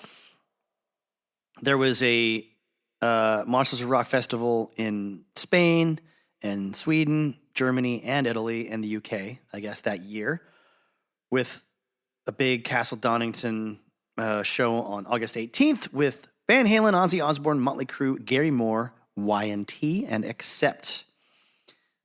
But it was the Italian show where Doug says, he'd gone into AC/DC's dressing room and had a scotch with Malcolm and while Motley Crue is playing. Then AC/DC goes on stage. Malcolm had clearly had too much to drink. When they were playing that song, Angus used to do his guitar solo and striptease too. Malcolm would just keep a steady rhythm. He couldn't even do that, and he fell into the drum kit. I thought, oh boy, this is not headed anyplace good. Now let's jump ahead to Fly on the Wall and talk about 1985. Serial killer Richard Ramirez is arrested in September of that year, and he had claimed that the song Night Prowler from Highway to Hell made him commit 16 murders. To make matters worse, there was a cap with an AC/DC logo apparently found at Ramirez's apartment when he was arrested. Other instances, were things like, teenagers committing suicide, and they had AC/DC's. I believe there was a big deal from the PMRC about, if you want blood being in the possession of these teenagers who had killed themselves, with the cover with Angus bleeding out of his chest, stabbed to death with a Gibson SG. All these things with, the claim, I believe it was from Richard Ramirez, that AC/DC stood for Antichrist, Devil Child, or After Christ, Devil Comes. I guess it doesn't really matter who came up with it because it's all bullshit. But you can find a AC/DC interview. It's titled AC/DC Interview News Night Stalker 1985, exclamation point. That's from AC/DC Rock Videos on YouTube. And it's featured, let's see, it is a VHS recording from 85 on Channel 7, wherever that might be. And I can't include it here, but I also don't want to get flagged for someone else's YouTube content by recording it necessarily and playing it back here. see if I can keep up. I just want you to hear what kind of language they're using at the beginning of this report. Special report on evil rock by examining the possible connection between heavy metal and one of the most heinous crimes Los Angeles has ever seen. They switch to the other reporter. So their report on evil rock, like they're legitimizing the idea that rock music in and of itself can be evil, or there is at least a category of it that is inherently evil and bad for you.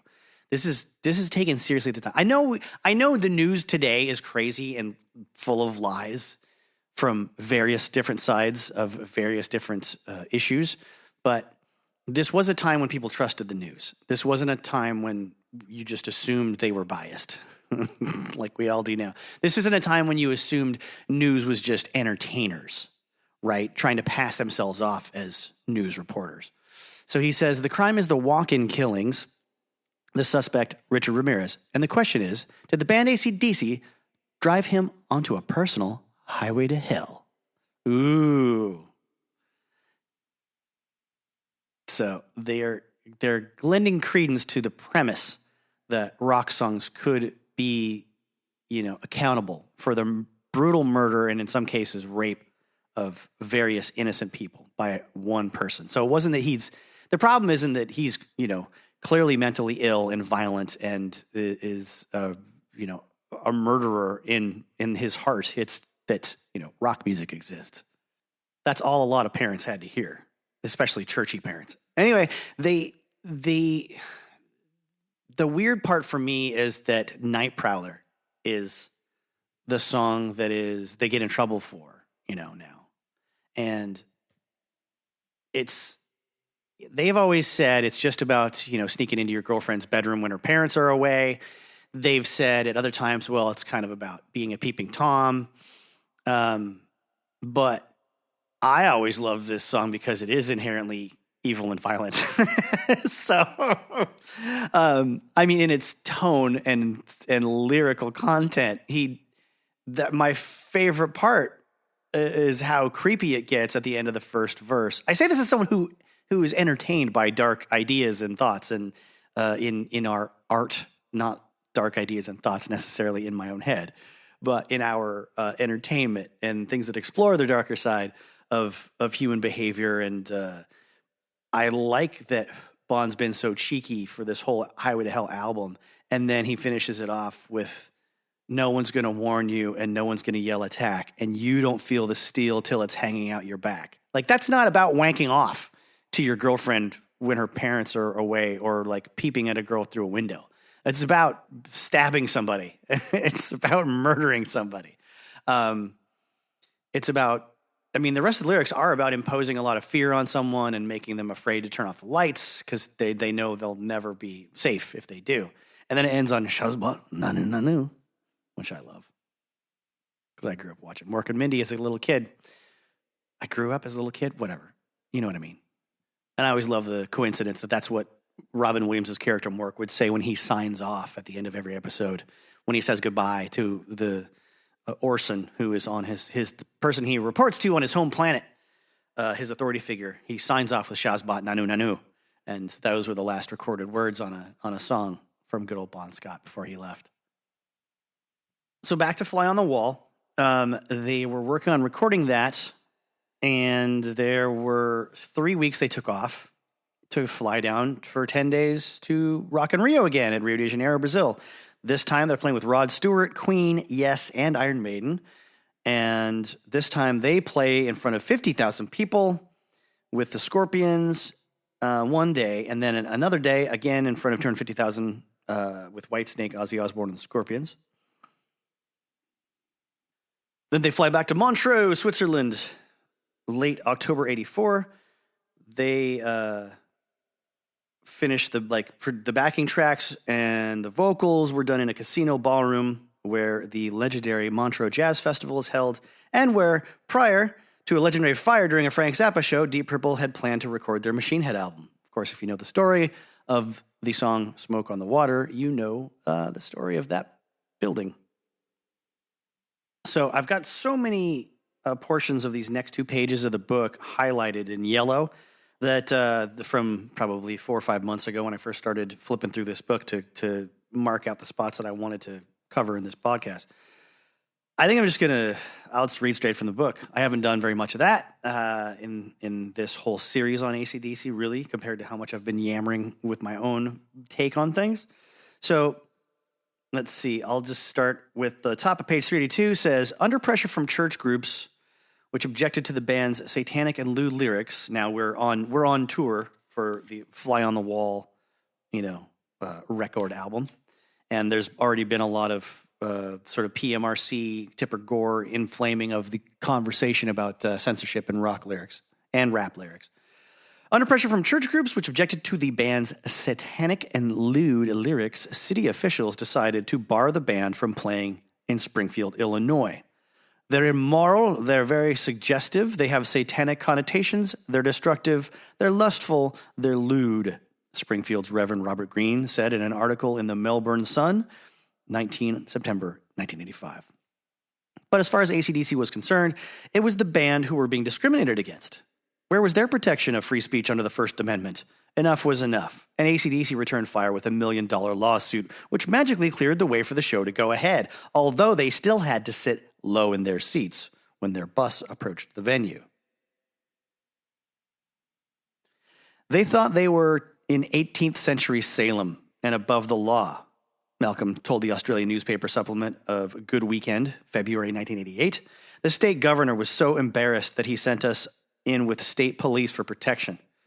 An out-of-court settlement was arranged, but the church groups had the last laugh. They managed to convince local hotels to close their doors to the band. As a result, AC/DC and their entourage were forced to spend the night before and after the show 100 miles away in St. Louis. It didn't end there. In Houston, city officials attempted to devise a rating system for all local concerts and exclude children under the age of 12 from those deemed offensive. And in Dallas, fire officials refused to let the band use its pyro effects for the cannons during For Those About to Rock. To top it all off, the band's set list on this tour had its own teething problems, with some songs like Danger from Fly on the Wall failing miserably live and being forever banished.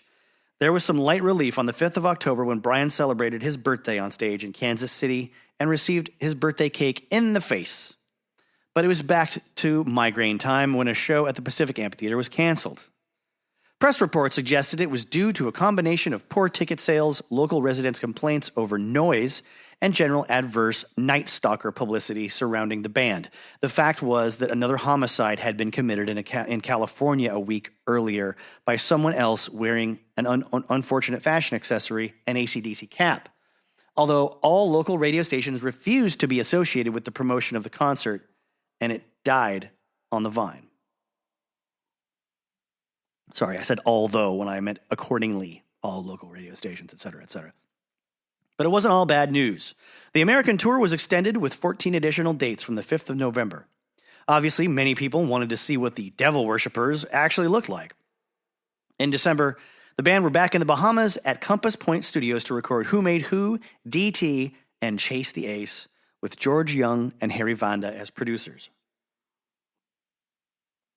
So now we're back. I'm pausing a second. We're back around to Vanda and Young after being in control of everything themselves, not wanting to work with big producers. The halfway compromise, I'm sure, from Malcolm at that point is, okay, let's work with Harry and George again. The following month, it was announced that AC/DC were to record the soundtrack for American horror writer and arch AC/DC fan Stephen King's debut as a movie director. Maximum Overdrive was based on Stephen King's short story Trucks, which was part of a collection called Night Shift. AC/DC doing a soundtrack album was quite a leap. The idea broadly ran against the band's long-held belief that A, rock and roll and embarrassing C-grade movie scripts were no good in bed together, and B, reselling fans music they already had in form of a greatest hits type album was flat out wrong. But the King project, for some reason, just felt right. Besides, the author had made no bones about his admiration of the band and included grabs from the song Dirty Deeds Done Dirt Cheap in his book Skeleton Crew. We ended up doing everything, Angus told Sylvie Simmons in Metal Cream in January 1987. All the horror noises and everything, all the Hollywood stuff. The new year had kicked off with an 8-date sold-out UK tour and was immediately followed by 17 dates in Europe, which ran until the 16th of February. Eventually, the band is going to take 2 days at the end of the upcoming February to do a video shoot for Who Made Who. This takes place at Brixton Academy in London with a ton of men dressed up like Angus, marching in lines behind him, or actually towards him, I think, in the video. It's like 300 members of their fan club, I guess, and or folks that just heard about the event on the radio, came from all over the country, and even slept out in the freezing cold so they could get a part as an extra in the shoot. It was directed by David Mallet, who had done Queen's Radio Gaga and Mick Jagger and David Bowie's Dancing in the Streets, a video that has a lot funnier connotations nowadays because of a Family Guy episode that came out probably 8 years ago by now. If you haven't seen it, it's a sight to behold. But it makes sense that, that going with someone like that would get them more attention. This is like high budget stuff, very, very slick, very theatrical type of music video directing. So the album comes out in the US on the 20th of May and then 27th of May in Europe. It's got songs recorded with George and Harry that they did in the Bahamas, along with remix of Shake Your Foundations. Then they have You Shook Me All Night Long, Sink the Pink, Ride On, Hell's Bells, and For Those About to Rock. Title track was praised by critics and was the band's most successful single in years, with the album peaking at 33 on the US Billboard charts and number 11 on the UK charts. Then in June, they took 3 days to shoot the new video for You Shook Me All Night Long that we mentioned previously. Let's see, it was released in Australia on the 23rd of June, I guess. Obviously, then the album comes out with the movie coming out, and the movie does terribly. AC/DC comes out a lot better compared to Stephen King and Dino De Laurentiis for sure when it comes to sales. But they still okay, that was all we needed to know. No more soundtrack work for AC/DC. Let's get back to touring and then get ready to make another record. So the let's see, end of the month, that next month, they start rehearsing in New Orleans at the Lakefront Arena in preparation for a 42-date U.S. tour, which kicked off on the 31st of July, supported by Queensryche. Queen of the Reich!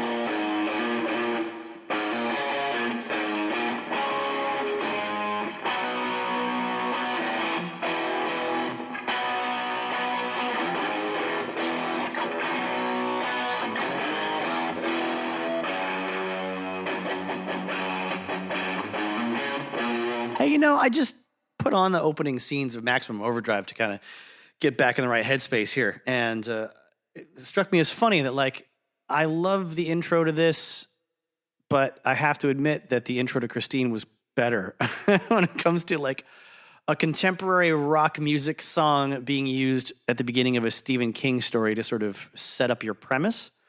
They both visually do a great job of that, but song-wise, they use Bad to the Bone on Christine, which kind of catapulted that song into big-time hit status, I believe, if you believe the commentary.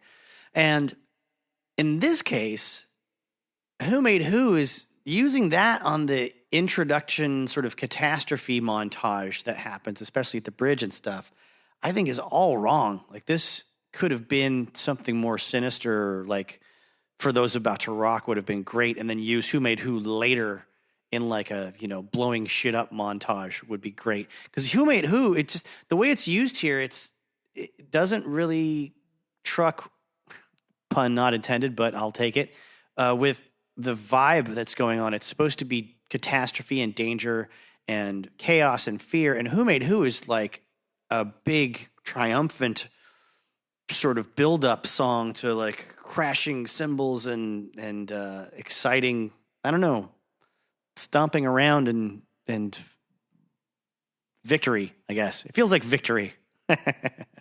What's being portrayed on the screen should not feel like victory. This shouldn't be the moment of triumph that we're feeling, unless we were already on the side of the evil comet, I guess, or the supposedly neutral powers of the comet that's turning machines evil, or it is allowing aliens to manipulate the machines to kill us off. So AC/DC goes on to make the Blow Up Your Video record. They film a video for Heatseeker at Canon Studios in Elstree near London with a director named David Mallet. Let's look him up really quick and see what else he's done. Oh, goodness. Okay. Well, he most recently in 2020 did a AC/DC video for Shot in the Dark from the new record. He did a Rolling Stones video documentary. He did, AC/DC's Play Ball, Rock or Bust. He did Live at River Plate. He did Queen and Paul Rogers live in the Ukraine. He did a bunch of VH1 stuff. He did Genesis. He did Pink, Barry Manilow. He did AC/DC's Plug Me In video. He did David Gilmour's Remember That Night. A live Russell Brand. Let's see. Some Elton John, Rod Stewart, more Queen and Paul Rogers. On the Family Jewels video, he is credited with doing working on Who Made Who, You Shook Me All Night Long, Heatseeker, Thunderstruck, Monty Talks, Are You Ready? Highway to Hell alternate version. That's interesting. Blondie, Peter Gabriel. Oh, you did some original stuff for Queen. Okay. So maybe, he's the Radio Gaga guy. Interesting. So they work with him a lot. He did some U2. Looks like he did the Zoo TV tour, Pop Mart as well. Yep. Yes, indeedy. Oh, he directed Big Gun. Ha Cool. He did Live Baby Live in Excess. He did some Madonna. He did Rush, Dokken, Billy Idol. Private Dancer for Freddie Mercury, for Tina Turner and Freddie Mercury's Made in Heaven. All right. He did Asia. I keep wanting to stop, but, Haircut 100. He did the video for Emotional Rescue and She's So Cold by the Rolling Stones. And, more Peter Gabriel, Dave Bowie, and Roxy Music. All right. Now he did those. And the Boomtown Rats, I Don't Like Mondays. Among many, many, many, many others. So, AC/DC's loyal. We could say that for him. And it's also around this era that AC/DC plays Australia for the very first time in about 3 records worth of touring. It's also, where they start having opening bands touring with them that are more in line with the mid to late 80s MTV boom. So you get your Dokken, you get your, let's see, I think there was an early Guns N' Roses attempt, but then they couldn't do it. The White Lion, Cinderella, LA Guns was during this time. There was also an unfortunate time where Malcolm, before an American tour, just decides he's got to take a break. He's got to stop drinking, go home, get himself together, get healthy, but he doesn't want the band to stop working. So they finish their tour in Europe, and Angus takes a break to go visit his wife's parents before the show they play in Berlin, and then gets on a return flight that gets struck by lightning. The author of Maximum Rock and Rolls, the authors want to make a note that also he had recently almost been killed at a Frankfurt show when the Hell's Bell fell from the ceiling, and the huge chain that would hold it up almost landed on Angus while he was doing his guitar thing on stage. And then another recent gig, someone threw a mortar shell on stage that thankfully was a dud and didn't go off, but it was so heavy that it actually caused some damage to the stage floor itself. Now, before they embark on this American tour with the aforementioned big hair bands, they recruit their nephew, Stevie Young, nephew of Malcolm and Angus, to take over the rhythm guitar duties. And the band, has a good American tour. They feel that Stevie did a great job. He stands so far back, like Malcolm did, that they were pretty sure a lot of fans didn't notice so much anyways. He held down his end of the deal, did all the Malcolm parts really well. It was just strange for Angus to be out on the road for the very, very first time without his mentor and older brother sort of steering the ship, as it were. Malcolm did show up, though, for 2 shows at the LA Forum, which he said was a bit of a weird feeling for him. But they were having real sound problems that night, so I was glad I wasn't up there. Also, on that tour, they end up not being able to play in Shreveport, Louisiana on the 2nd of August because they were told by the local town sheriff that they had to get out of town right away because Angus had dropped his pants in front of the crowd, like he has been doing for quite a long time. And he was going to put them all in jail if they didn't leave his town right then and there. And there were local people that were also prepared to make citizens arrests.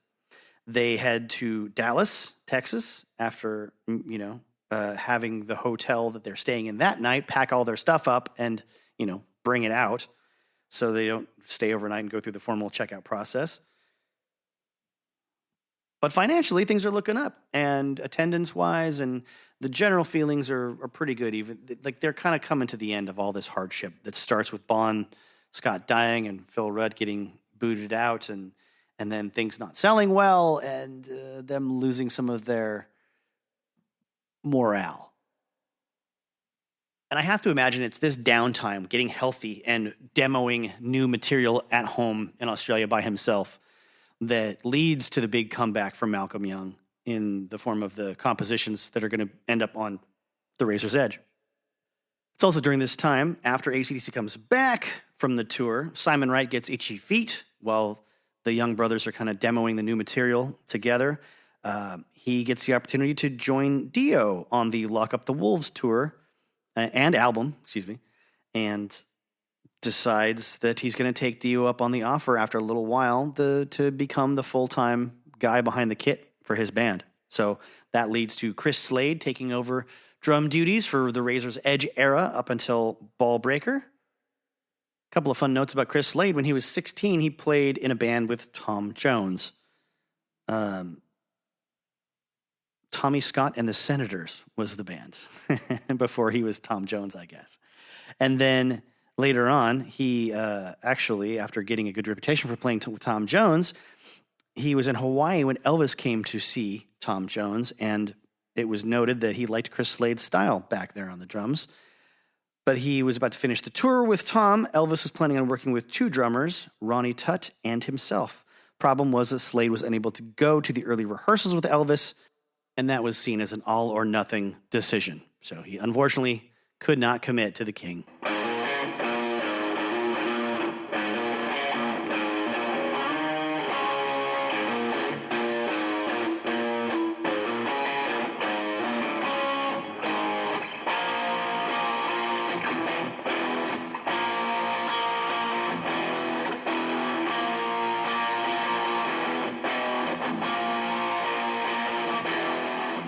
Now, Chris Slade also would go on to be the drummer for Manfred Mann. He would play with Gary Newman. He would play with Bad Company guitarist Mick Ralphs in '83, and then move on to be David Gilmour from Pink Floyd's solo, career drummer. Then after that, he got to work for Jimmy Page in The Firm on 2 records. And this sort of, that sort of peters out around 86. And then he, in 1989, was working with Gary Moore, who, has been around for a long time. Notably was in sort of the mid to late Thin Lizzy era lineups. Mid to late Thin Lizzy era, excuse me. Mid to late era of Thin Lizzy lineups, let's put it that way. Pre-Snowy White, post Live and Dangerous. God, somebody tell me what movie I can review that can tie into Thin Lizzy. Please, please, please. I'm dying to talk about Thin Lizzy for days. Now, when it came time to record The Razor's Edge, they did originally go with Vonda and Young again. But there were some personal issues cropping up with Harry Vonda, and he had to bail. So they went up to Little Mountain Studios in Vancouver, Canada, with Bruce Fairbairn. He had obviously come off the back of some great success with Bon Jovi's Slippery When Wet, and I'm not too clear on the timeline here with AC/DC and Aerosmith, because I know he also did Pump for Aerosmith in 1990-ish, 89-ish. So Bruce Fairburn, if you're listening, please call in. Oh, no, you've passed on. I apologize. That was in poor taste. Anyways, didn't mean to do that. Just train of thought. See what I get for just not opening Wikipedia and finding an answer to a question? Moving on. So let's talk about something nice. Let's talk about the Razor's Edge tour. They were traveling with LA Guns as their openers, and Tracy Guns himself would talk about how amazing it was to watch AC/DC sound check with like Rolling Stones tunes, and that they were so good at playing Stones songs. It was unreal. There was a bit of an incident when the tour hit Vancouver, when Tracy and his guitarist Mick Cripps, Malcolm, and Angus all went to a bar called the Club Soda. Tracy says, "This guy comes up to the table and started screaming at me like, 'Who the fuck do you think you are hanging out with these legends?' And little Malcolm, he's so little, got up in the guy's face and says, 'Why don't you go fuck yourself? And then when you're done fucking yourself, why don't you go kill yourself?' That's the best kind of validation a musician could ever have in their life. To have somebody like that stick up for you, and at the expense of losing a fan. They were very dedicated to us. Mick Cripps got married on that tour, and Angus and got Mick a private limousine, for a week for him and his newlywed wife. They were very good to us. This era also leads us up to the Rock Around the Block, BLOC tour / Monsters of Rock tour that got into some Eastern Bloc territory. And this brings us to the Metallica, Motley Crue, Queensryche, and Black Crowes era of AC/DC's touring.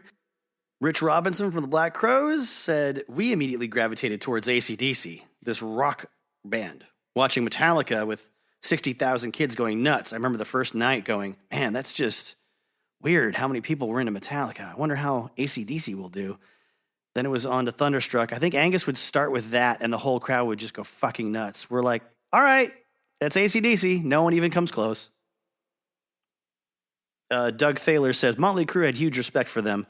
Tommy Lee was a huge, huge fan, and I don't know what AC/DC thought of them. I thought they looked at them like they were probably a bunch of young kids. They didn't shortchange your sound. They didn't shortchange your lights. It was like, go ahead, give it your best. Do the best you can. We're going to follow it and kill you, but go ahead, take your best shot." So that's something that lots of bands do. They won't give you the full volume when you're opening for them. They won't give you all the lights. They won't let you use them. And AC/DC historically had an issue with Blue Oyster Cult shortchanging them on lights when they first opened for that band, and then took great pride in eventually becoming more popular than them and blowing them off stage, as would Kiss. Doug Thaler also mentions during this time, Malcolm was sober. I don't recall that everybody was sober, but if there was any drinking going on by anybody, it was pretty minimal. It was like that stage was over and they'd gone on, and they were their great, tight, amazing selves again. And this is the era that gave us the Live at Donnington DVD that I'm going to go watch the commentary on, I think, before I publish this, just in case there's any other notes from Malcolm and Angus that I want to relate here. I don't want to spoil it for anybody that should just go buy the DVD. I'm not sure if it's on Blu-ray or what, but obviously if you just torrent the concert, you can't listen to their commentary. Also, it's not available for a lot of people, so maybe I should tell some tales from that recording before I wrap this up and publish. But I do want to read some more straight from the book, Maximum Rock and Roll, talk about the big show in Moscow. The only real way to get any sense of the number of people, and this is 28 September 1991, was to get on stage and look for the lighting at the edges of the crowd of the Tushino airfield on the outskirts of Moscow. The official attendance figure as AC/DC headlined a bill featuring EST, Pantera, the Black Crowes, and Metallica was like 1.2 million people, although getting anything like an accurate count must have been virtually impossible. The city of Moscow itself was reportedly drained of anyone under 30. Not surprising, given that after the fall of communism, the most sought-after items in Russia were anything by AC/DC, the universal party language, the Beatles, Depeche Mode, and, of course, jeans. As music critic and writer Andrei Orlov told the New York Times on the 29th of September, AC/DC is written on every wall. The show was held at the official invitation of the government of the Soviet Union and the city of Moscow was sponsored by Time Warner. It was planned after thousands of fans trekked to see AC/DC in Warsaw, Poland. The free event was given the official go-ahead 2 days before, and was held just a matter of days after a failed coup attempt by communists. Antonov planes, the largest air carriers in the world, brought the 250 road crew and 30 semi-trailers of gear from Spain. Chaos began the moment the band arrived at the airport.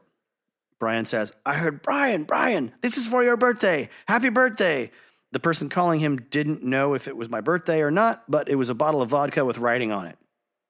And I got a beautiful canvas with the Angus dollar on it, the dollar notes carrying Angus's image that they showered audiences during the tour in the song Money Talks, hand-painted by this Russian kid.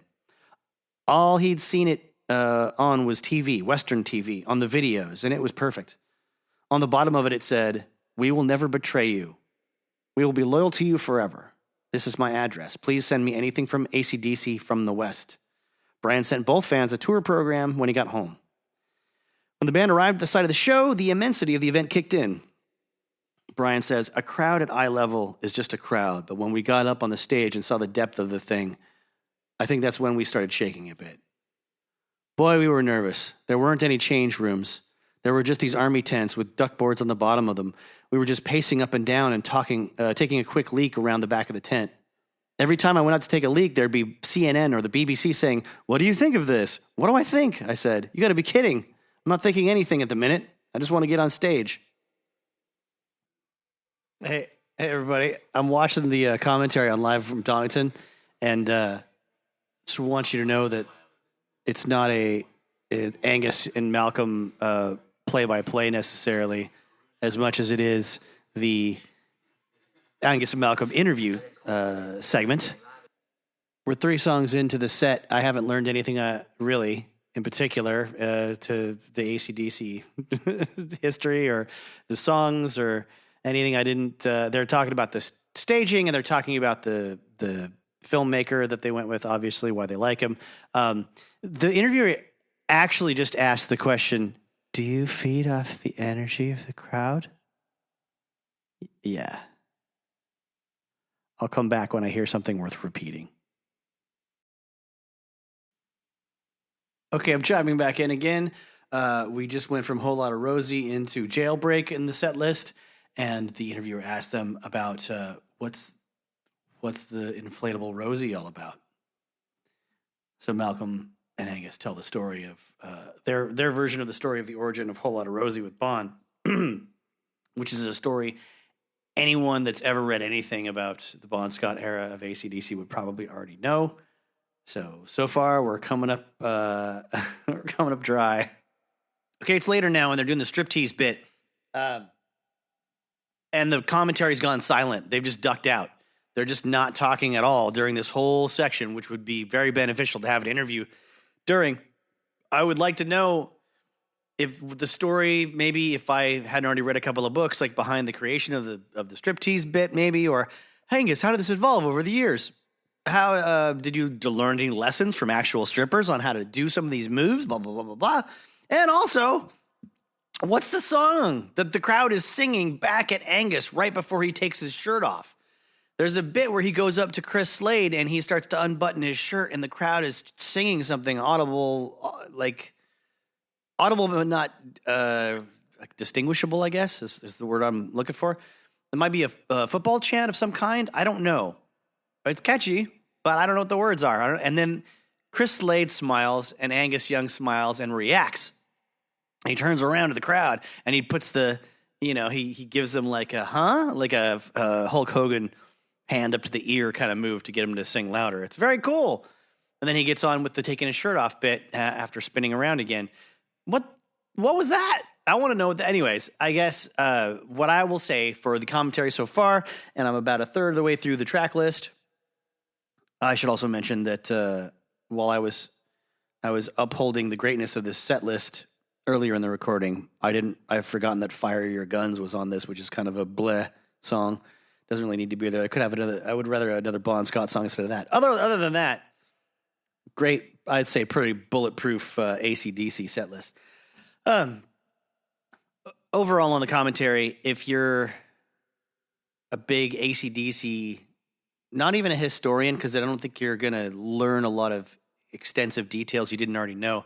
But just someone who loves AC/DC, I'd say if you can find a reasonably priced copy of the disc with the commentary on it in whatever form you can, get it for the charisma and chemistry of Angus and Malcolm together, being asked questions about AC/DC. It's fantastic. It does give you that great brotherly energy and just a nice sort of viewpoint into AC/DC as they see it in various ways. But there's still, a lot of stuff that you may not care about nowadays. Some of the questions are very entry-level rock journalist questions that somebody that already likes AC/DC and knows anything about AC/DC isn't necessarily going to learn anything from. But part of the conversation and the commentary got me thinking about Thunderstruck again, because Malcolm and Angus were talking about the recording of that song, and apparently Angus had gone away from the studio for a little bit for a break, and they started doing the whole coming up with the chanting parts. While Angus wasn't there, and he heard it when he came back to the studio. I thought it was kind of cool, but he kind of implies he might have heard it before he came back in the studio, because he was more surprised when he got back in and heard they had another chanting part as well that they had added that wasn't there before. And I went and I put the headphones on and listened to the recorded version of Thunderstruck from Razor's Edge, and I was struck by two things I'd never noticed before, and I'll see if I can demonstrate this properly with two guitars. Now, the first thing is this riff that I always thought was strummed in this manner here. It's around, I think, the 1 minute 30 or 1 minute 40 section.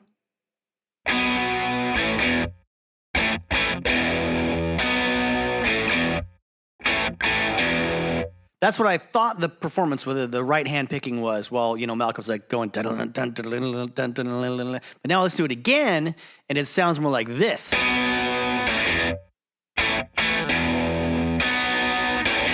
It's that extra whack on the A chord from the B chord. He does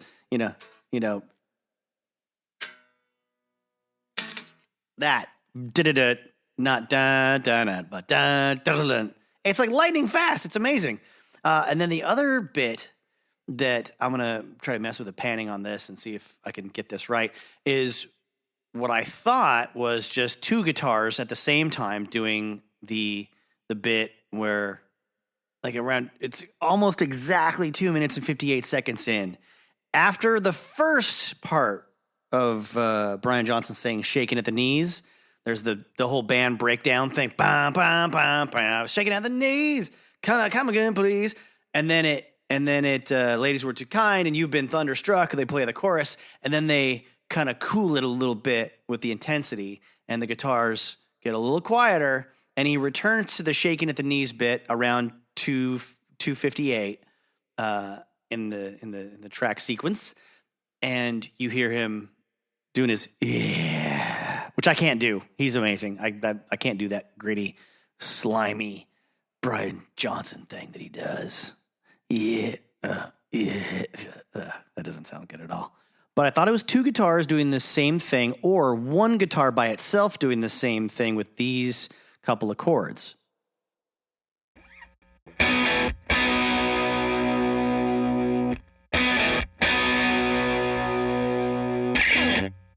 But in reality, Bruce Fairbairn must have had Malcolm hold off on the first chord and only come in for the second chord. So there's actually more impact the second time that you hear that B chord being played. Bam, bam, one guitar, bam, two guitars together.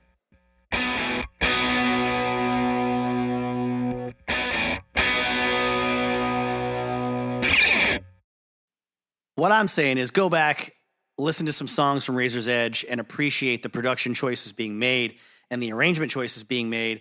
And then, I don't know, pick one song from Flick of the Switch, one song from Blow Up Your Video, stop there, and then see if you notice a difference. That will validate everything I've said and tried to do with the last 6 6 hours of AC/DC material that you've been listening to if you've gone in order. My podcast hosting service requires more, space on the server if I upload a podcast in a stereo file, rather. I have not messed around with panning left and right speakers much until now.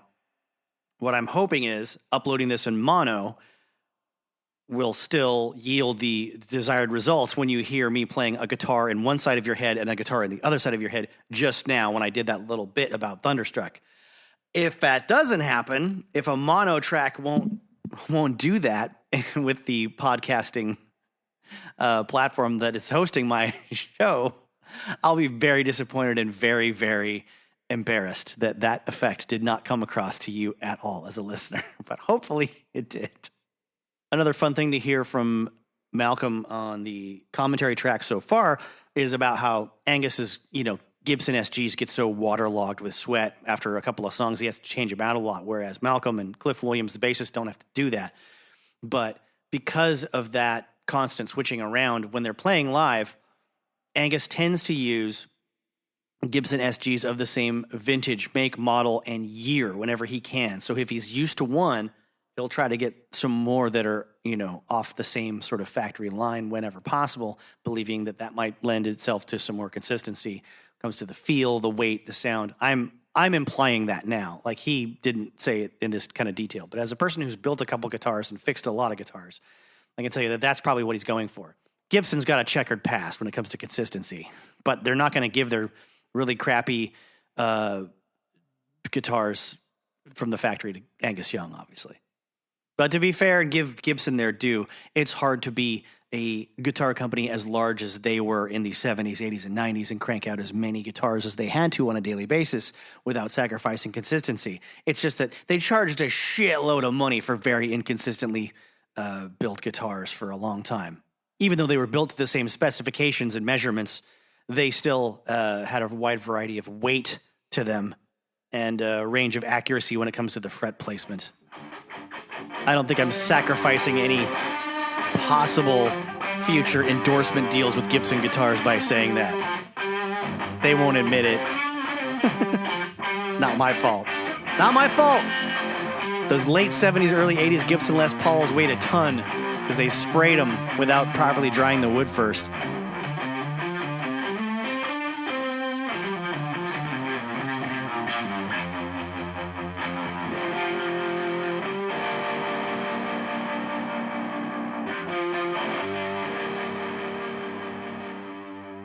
Okay, let me jump back into the narrative of AC/DC. And since, the authors of Maximum Rock and Roll did such a good job, I'm just going to read straight from the book. In October 1994, AC/DC began recording at Power Station Studios in New York, with Rick Rubin producing. They had 8 songs in hand, and an excited Rubin had a video camera in his to document the experience. Rubin's and Malcolm's vision for the album was very much the same. Get back to basics in the same style as the band's early recordings. Malcolm had been a student of that style for almost 30 years. Much like his heroes, Keith Richards and John Lee Hooker, he was keenly interested in what made a piece of music actually move, what made it swing, and what, quite literally, made it rock and roll. Getting Phil Rudd back was a major part of the process of sharpening their rhythmic attack and regrounding their classic sound. Malcolm says having him back was pure magic again, We'd become so self-indulgent and just had to get pure AC/DC back. I think once we really thought about it, we thought if we're going to do this right, we should look at Phil. Probably it's a bit late, but it seems like the right time now. Despite the best laid plans, the room at Power Station Studios was wrong for the old school feel that Malcolm had in mind for the album, and getting the drums right proved impossible. Rick Rubin tried isolating the drums in a tent in the studio and lining the walls and ceiling with a material to soak up extra sound that the room generated, but it was all in vain. The problems underline the fact that AC/DC songs and the process of recording them only seemed simple, when really it was a very exacting process, with Malcolm's razor-sharp ear directing traffic. Angus says, I remember many years ago there was a guy doing a thing about Chuck Berry, and he thought, oh, Chuck Berry, he's so straight ahead. It's the same licks. But when he listened, he found each time it was different. And then, when he started really getting into it, he started to see other pieces of the puzzle. Because in Chuck, there's jazz, there's country, there's a blues element, and of course, he's got that rock and roll. Then the great thing is he always knew when to play and when not to, and he'd pull it back. Now, speaking as your host again, I just want to say that that is the key to what AC/DC does. That's the key to what the Rolling Stones do. It's the key to what every good rock and roll outfit does. It is playing things that seem simple and are actually very nuanced so as to have the proper dynamic effect on an audience that doesn't know how much subtlety is going into what you're performing.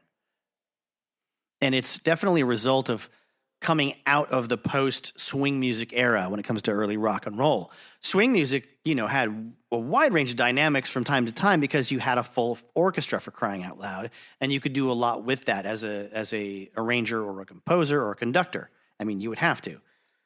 That would be your job. But that's tougher to do in a rock and roll band when it's, a couple guitars, bass, drums, and vocals. Okay? This is something that also Buddy Holly was great at sort of pioneering, these kind of rock and roll arrangements that didn't require a lush sort of studio sound with extra strings and horns and backup vocalists and stuff. But someday I'm going to have to rewatch the Buddy Holly story with Gary Busey and talk more about that on another episode. So the end result of all that talk and the painstakingly difficult approach to getting the AC/DC sound in the power station in New York is they just cut bait and they head to the other coast, go to LA, go to, Ocean Way Studios in early 1995. So they're there among all the LA hard rock and heavy metal, folks. And people know that Rick Rubin's in town. Rick Rubin places a phone call to his buddy Henry Rollins. If you don't know who Henry Rollins is, we're definitely going to cover some of his work in an upcoming episode. Either the Repo Man episode or the Suburbia episode, perhaps, or Class of 1984 episode when I'm doing American Hardcore Punk.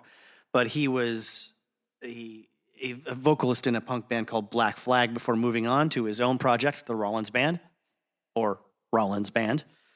It's one of those like Ramones or Red Hot Chili Peppers. You always say it with the word "the" in front of it, but there's no "the" in front of it.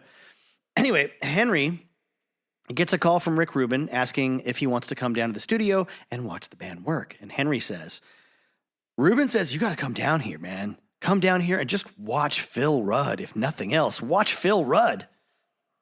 And the book also says Motley Crue's Tommy Lee had jammed with Brian at a club on Catalina Island in California during this time. And his dream gig was to be Phil Rudd. Tommy says, we played some AC/DC songs and dude, just for a fucking minute there, I felt like I was in AC/DC. I was in heaven. We were playing Back in Black or some shit or Hell's Bells. And just for a minute, I was like, yeah, I'm Phil Rudd.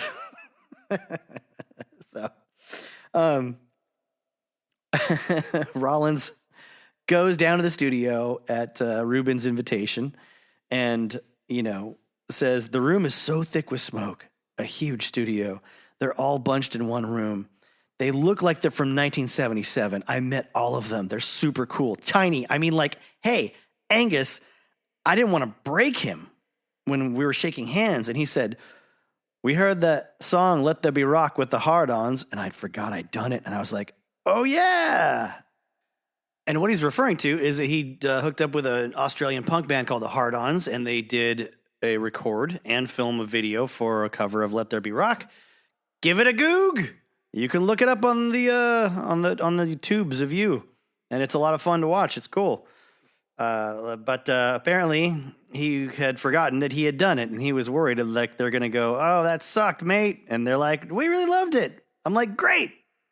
And then Angus said, and looking at you now, if we didn't like it, we would never tell you. They were so cool.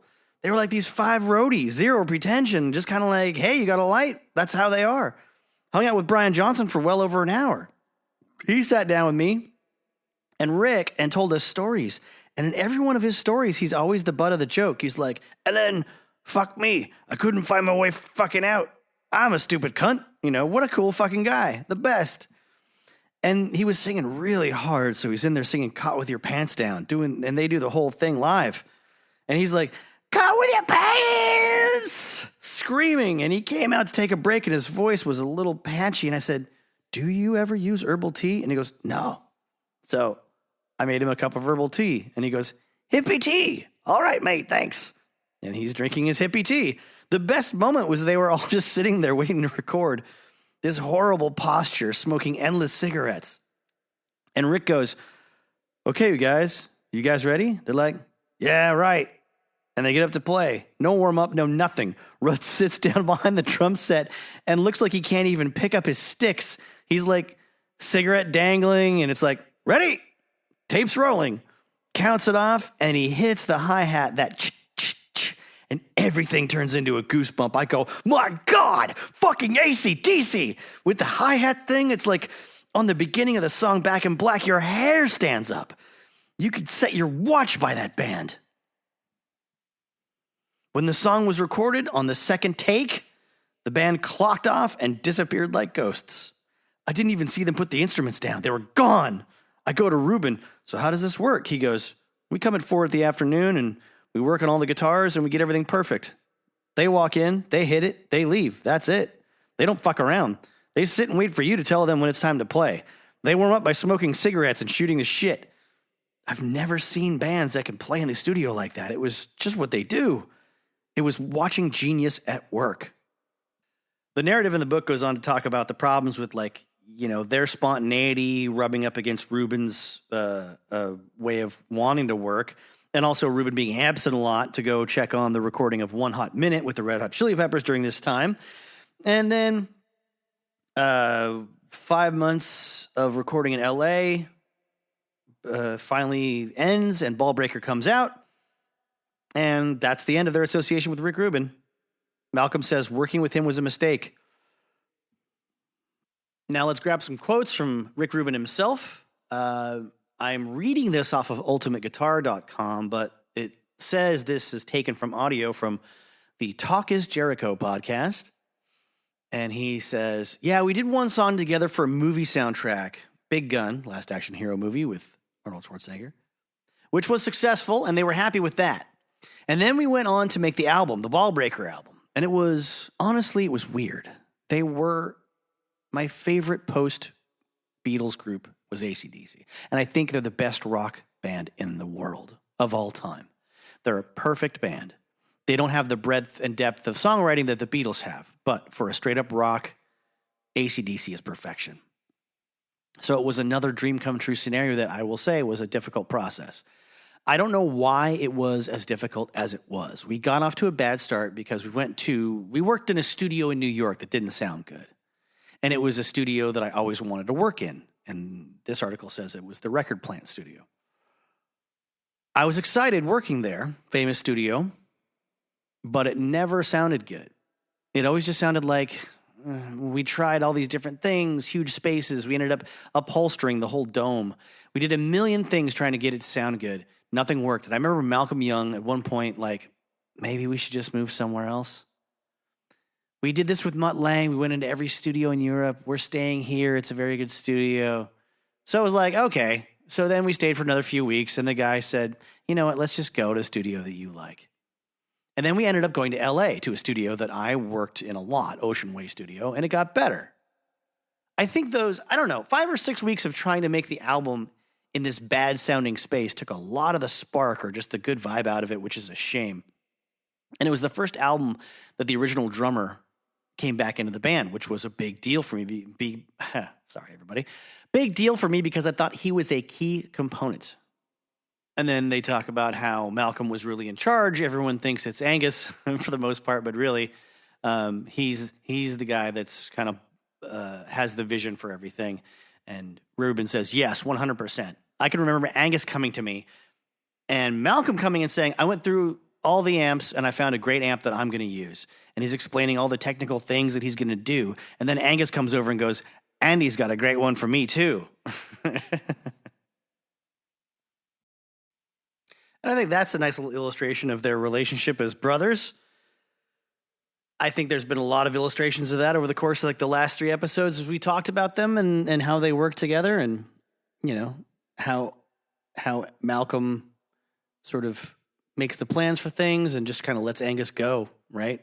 Sets it up and lets his little brother just take off, because that's what's the most natural and selfless and smart thing to do. Speaking of Malcolm and what he does and who he is, this is Future Jay talking the day after most of this was recorded. I woke up this morning realizing I'd made a grave error when I was talking about his guitar being a Duo Jet by Gretsch. It's a Firebird. I've known it's a Firebird for a long time. It just slipped out of my brain when I was talking yesterday. I got to admit, it was a weird weekend. I had stayed up very late Friday night with two friends of mine that are experts on shred guitar music. That I recorded an interview with them and a demonstration of certain guitar techniques with them for an upcoming episode about the movie Crossroads with Steve Vai. And we stayed up late, got pretty wacky, and maybe engaged in activities that would make my brain a little bit slow for the next day, depending on what was in those beverages that we had. So that's not an excuse, but I am making good on a correction here. All right, I'm not going to let that piece of misinformation stay in this episode. I'm sure as hell not going to go back and listen to the whole 2 hours and find where that piece of misinformation is and tape over it.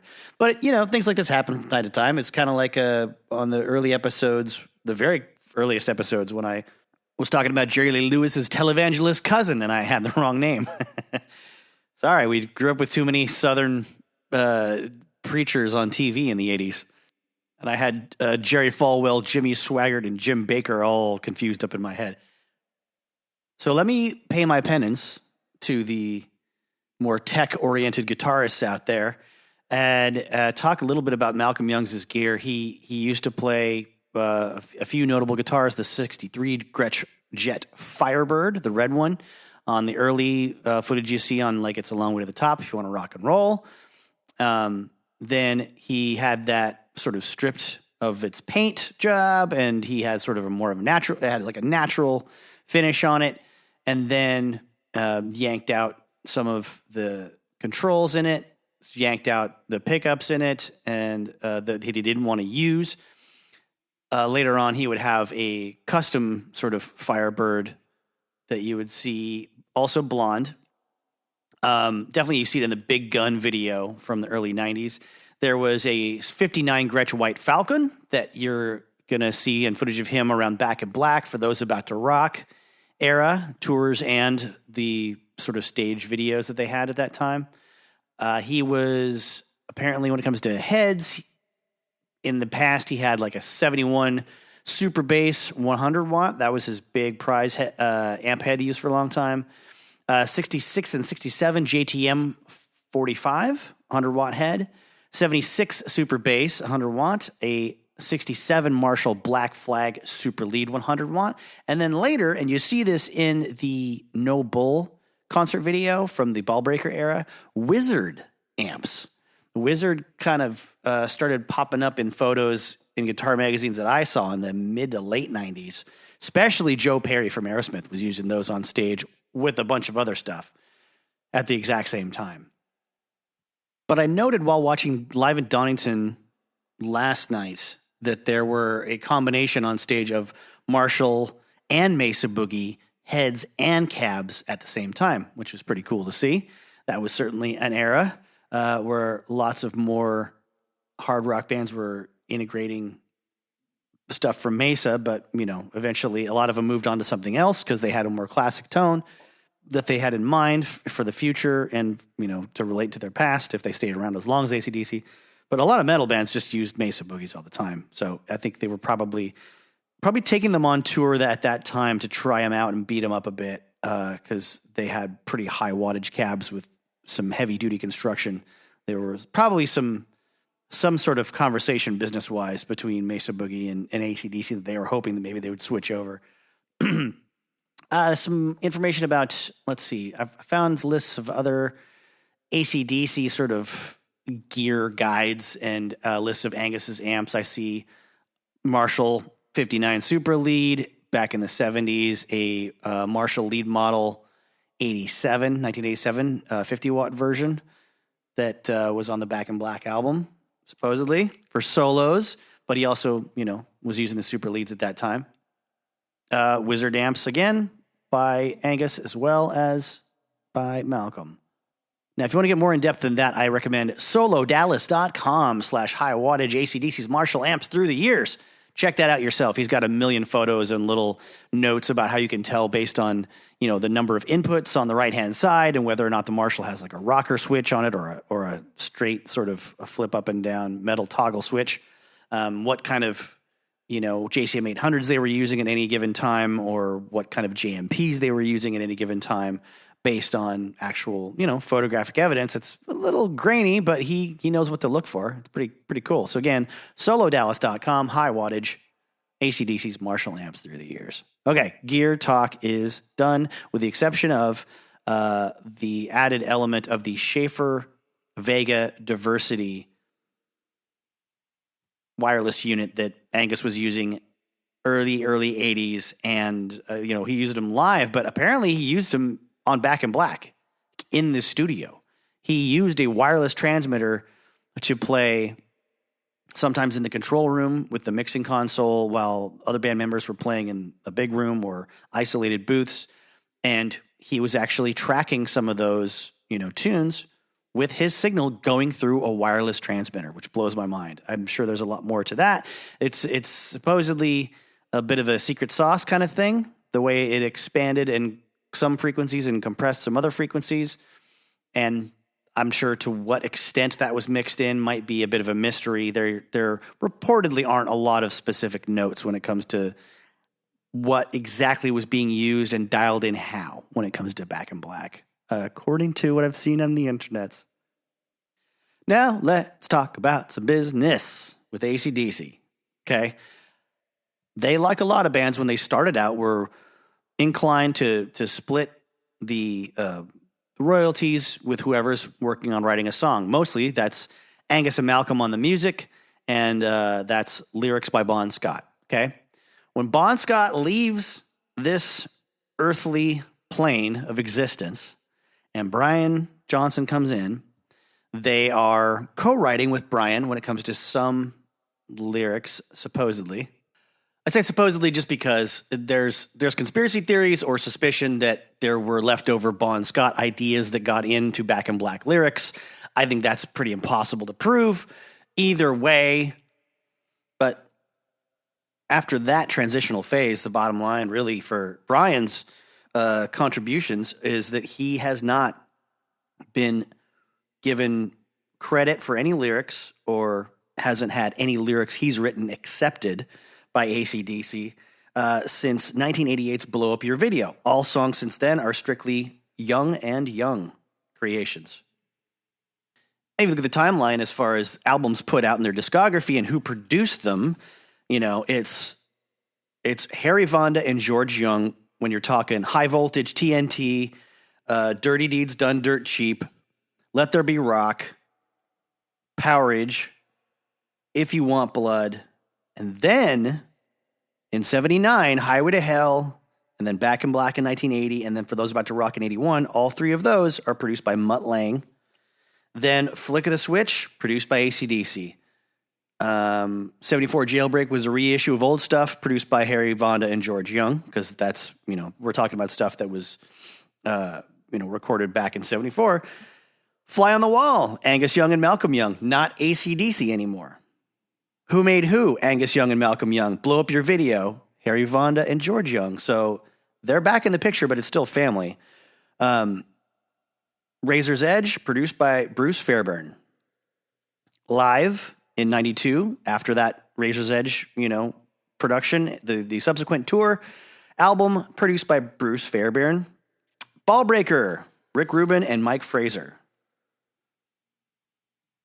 Stiff Upper Lip, George Young alone. And then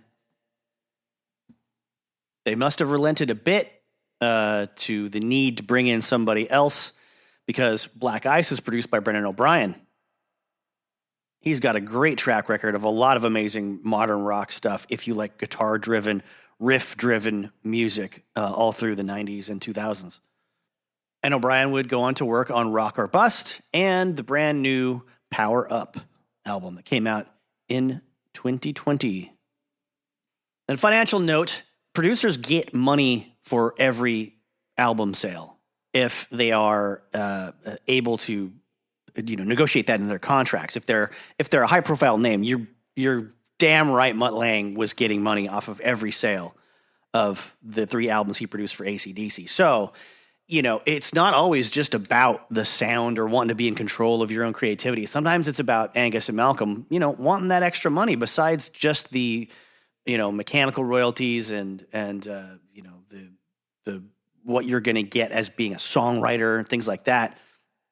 I mean, they're getting paid as songwriters and for the publishing. I mean, they get paid for every single, incarnation of their music, whether it's re-recorded by somebody else, whether it's just included in a karaoke set, that gets paid for. Sheet music, guitar magazines that print tablature, and instructional pieces on how to play AC/DC songs. There's a ton of those. Those are all putting money in their pockets, and they wanted the production too. As Jesse Fink writes in Bond: The Last Highway, another crucial revenue stream for AC/DC is performance and synchronization royalties, the money that is owed when a song is broadcast or performed live in a commercial venue, used in advertising, TV shows, or movie soundtracks, played on radio, or streamed.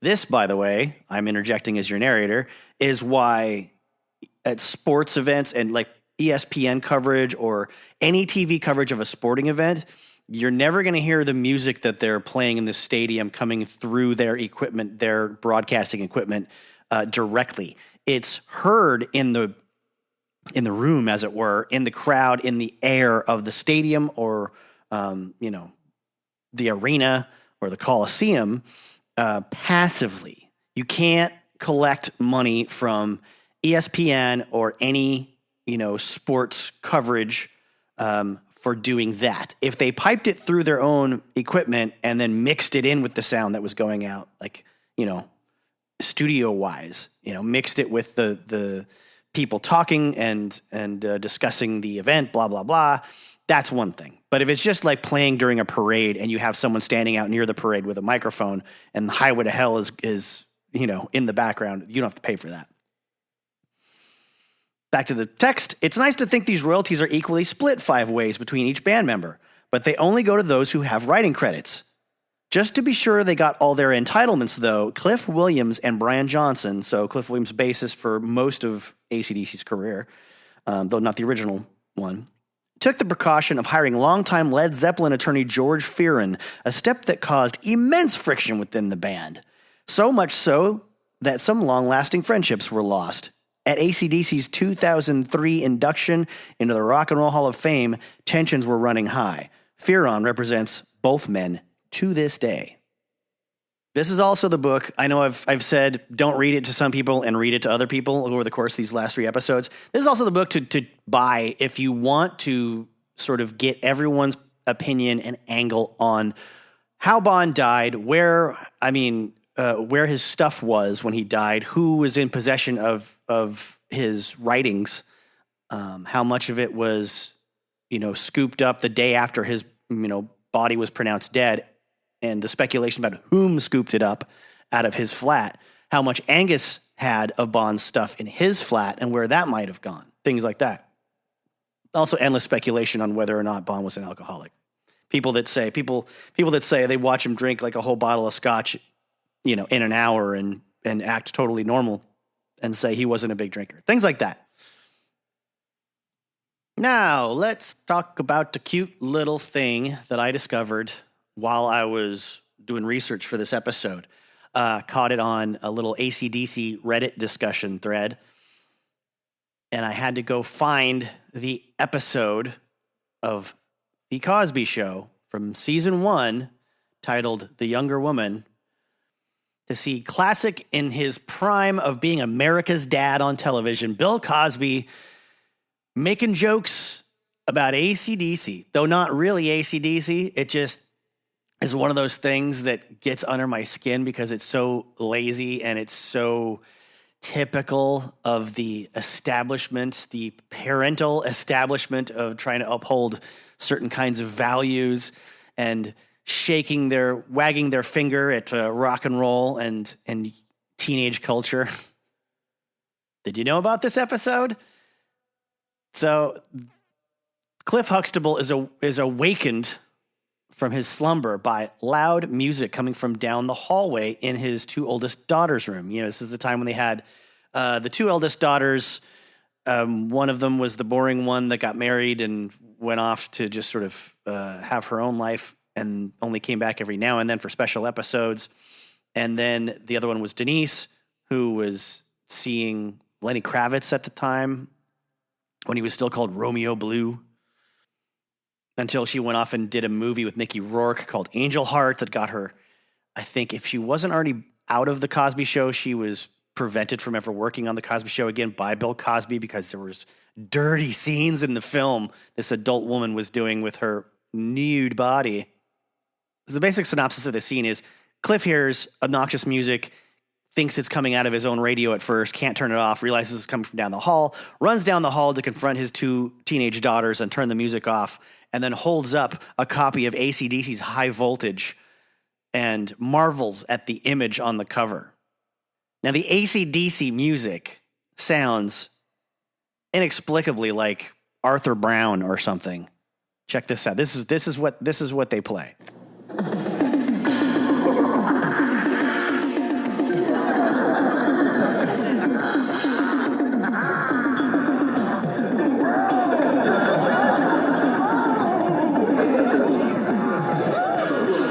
Right? Like it's just electronic drums playing rototoms. And then someone going, woo!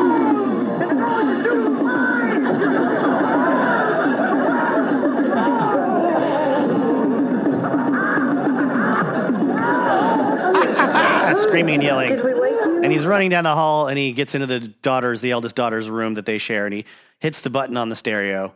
And the boring daughter that's not Denise explains that this is Clyde when he picks up the AC/DC album and he looks at the cover. Is this it? Yeah, Dad, that's Clyde. He's really talented. I see. Well, but he's sticking his tongue out, and tattooed on his tongue is a cactus. Ho, ho, ho, ho, ho. Dad, you don't pay attention to Clyde's tongue or his makeup and just listen to what he's trying to say. Makeup. What is he trying to say? He's saying that the world is closed. The world is closed. The world is closed. Could they open it up and let him out? Come on, Dad.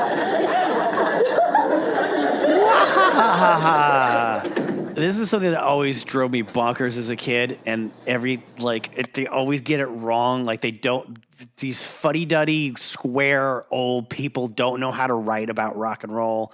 They don't know how to portray it accurately. All they hear is just wacky, goofy noise, and then there's supposed to be some pretentious meaning that only kids seem to be susceptible to, right? You know, there's nothing about that bears any resemblance to AC/DC or most bands of the time, obviously. And that just it means something to the children and we can't figure it out sort of a message absolutely drives me bonkers.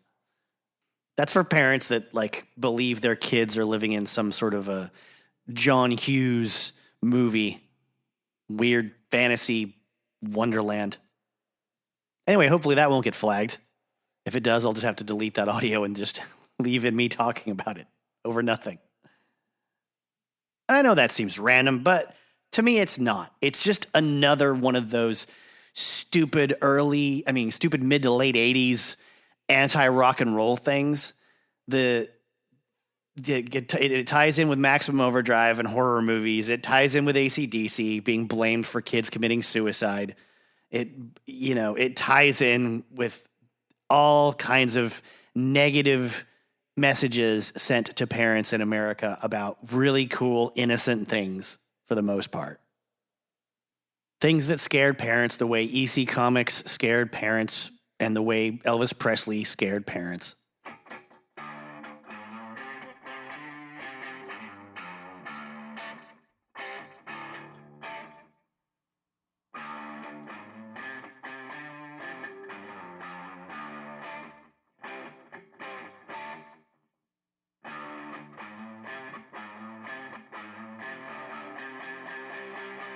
Now, as I've said, I can't tell the whole story of AC/DC,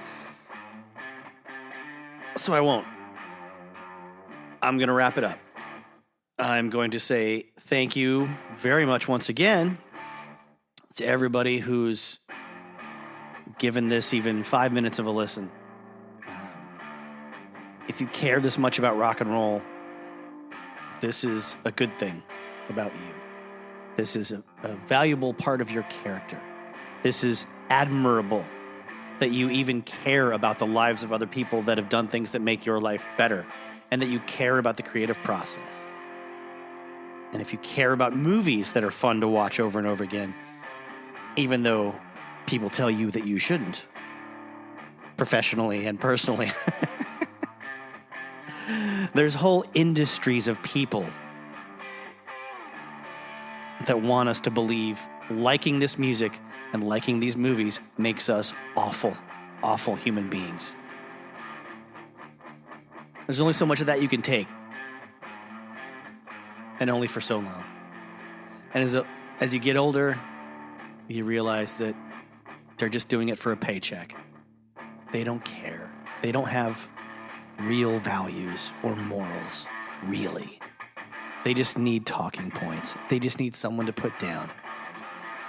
If you're new to this series, I don't say this at the end of every episode. It's just particularly poignant when it comes to AC/DC music and Stephen King stories and horror movies, especially from the 80s. All this stuff from the 80s was under attack all the time, still is. We're not martyrs, though. There's bigger fish to fry in the world nowadays. We hear about it all the time. But the problem is that doesn't change what's been programmed into you, wired into you when you received all that negative information when you were young.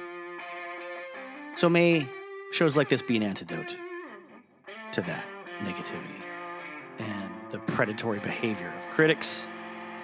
May thoughts and discussions of work like this help refresh you, or help you just put away some old bad thoughts and inspire new good thoughts. If you're in America, the National Suicide Prevention Lifeline is 1-800-273-8255. The National Sexual Assault Hotline is 1-800-656-4673. Thank you for caring about things that have made our world better and our lives happier, created by crazy people who are often unhinged and unpredictable and on the outskirts of society. That's how we get good, weird things that are still here for us many, many, many decades later to enjoy, like Maximum Overdrive and like AC/DC records and anything that reminds you it's okay to be weird. It's better to be weird. It's pretty fantastic if you do things that confound other people and they can't keep up with you. Rock and roll's the best. So are you. Stay with us.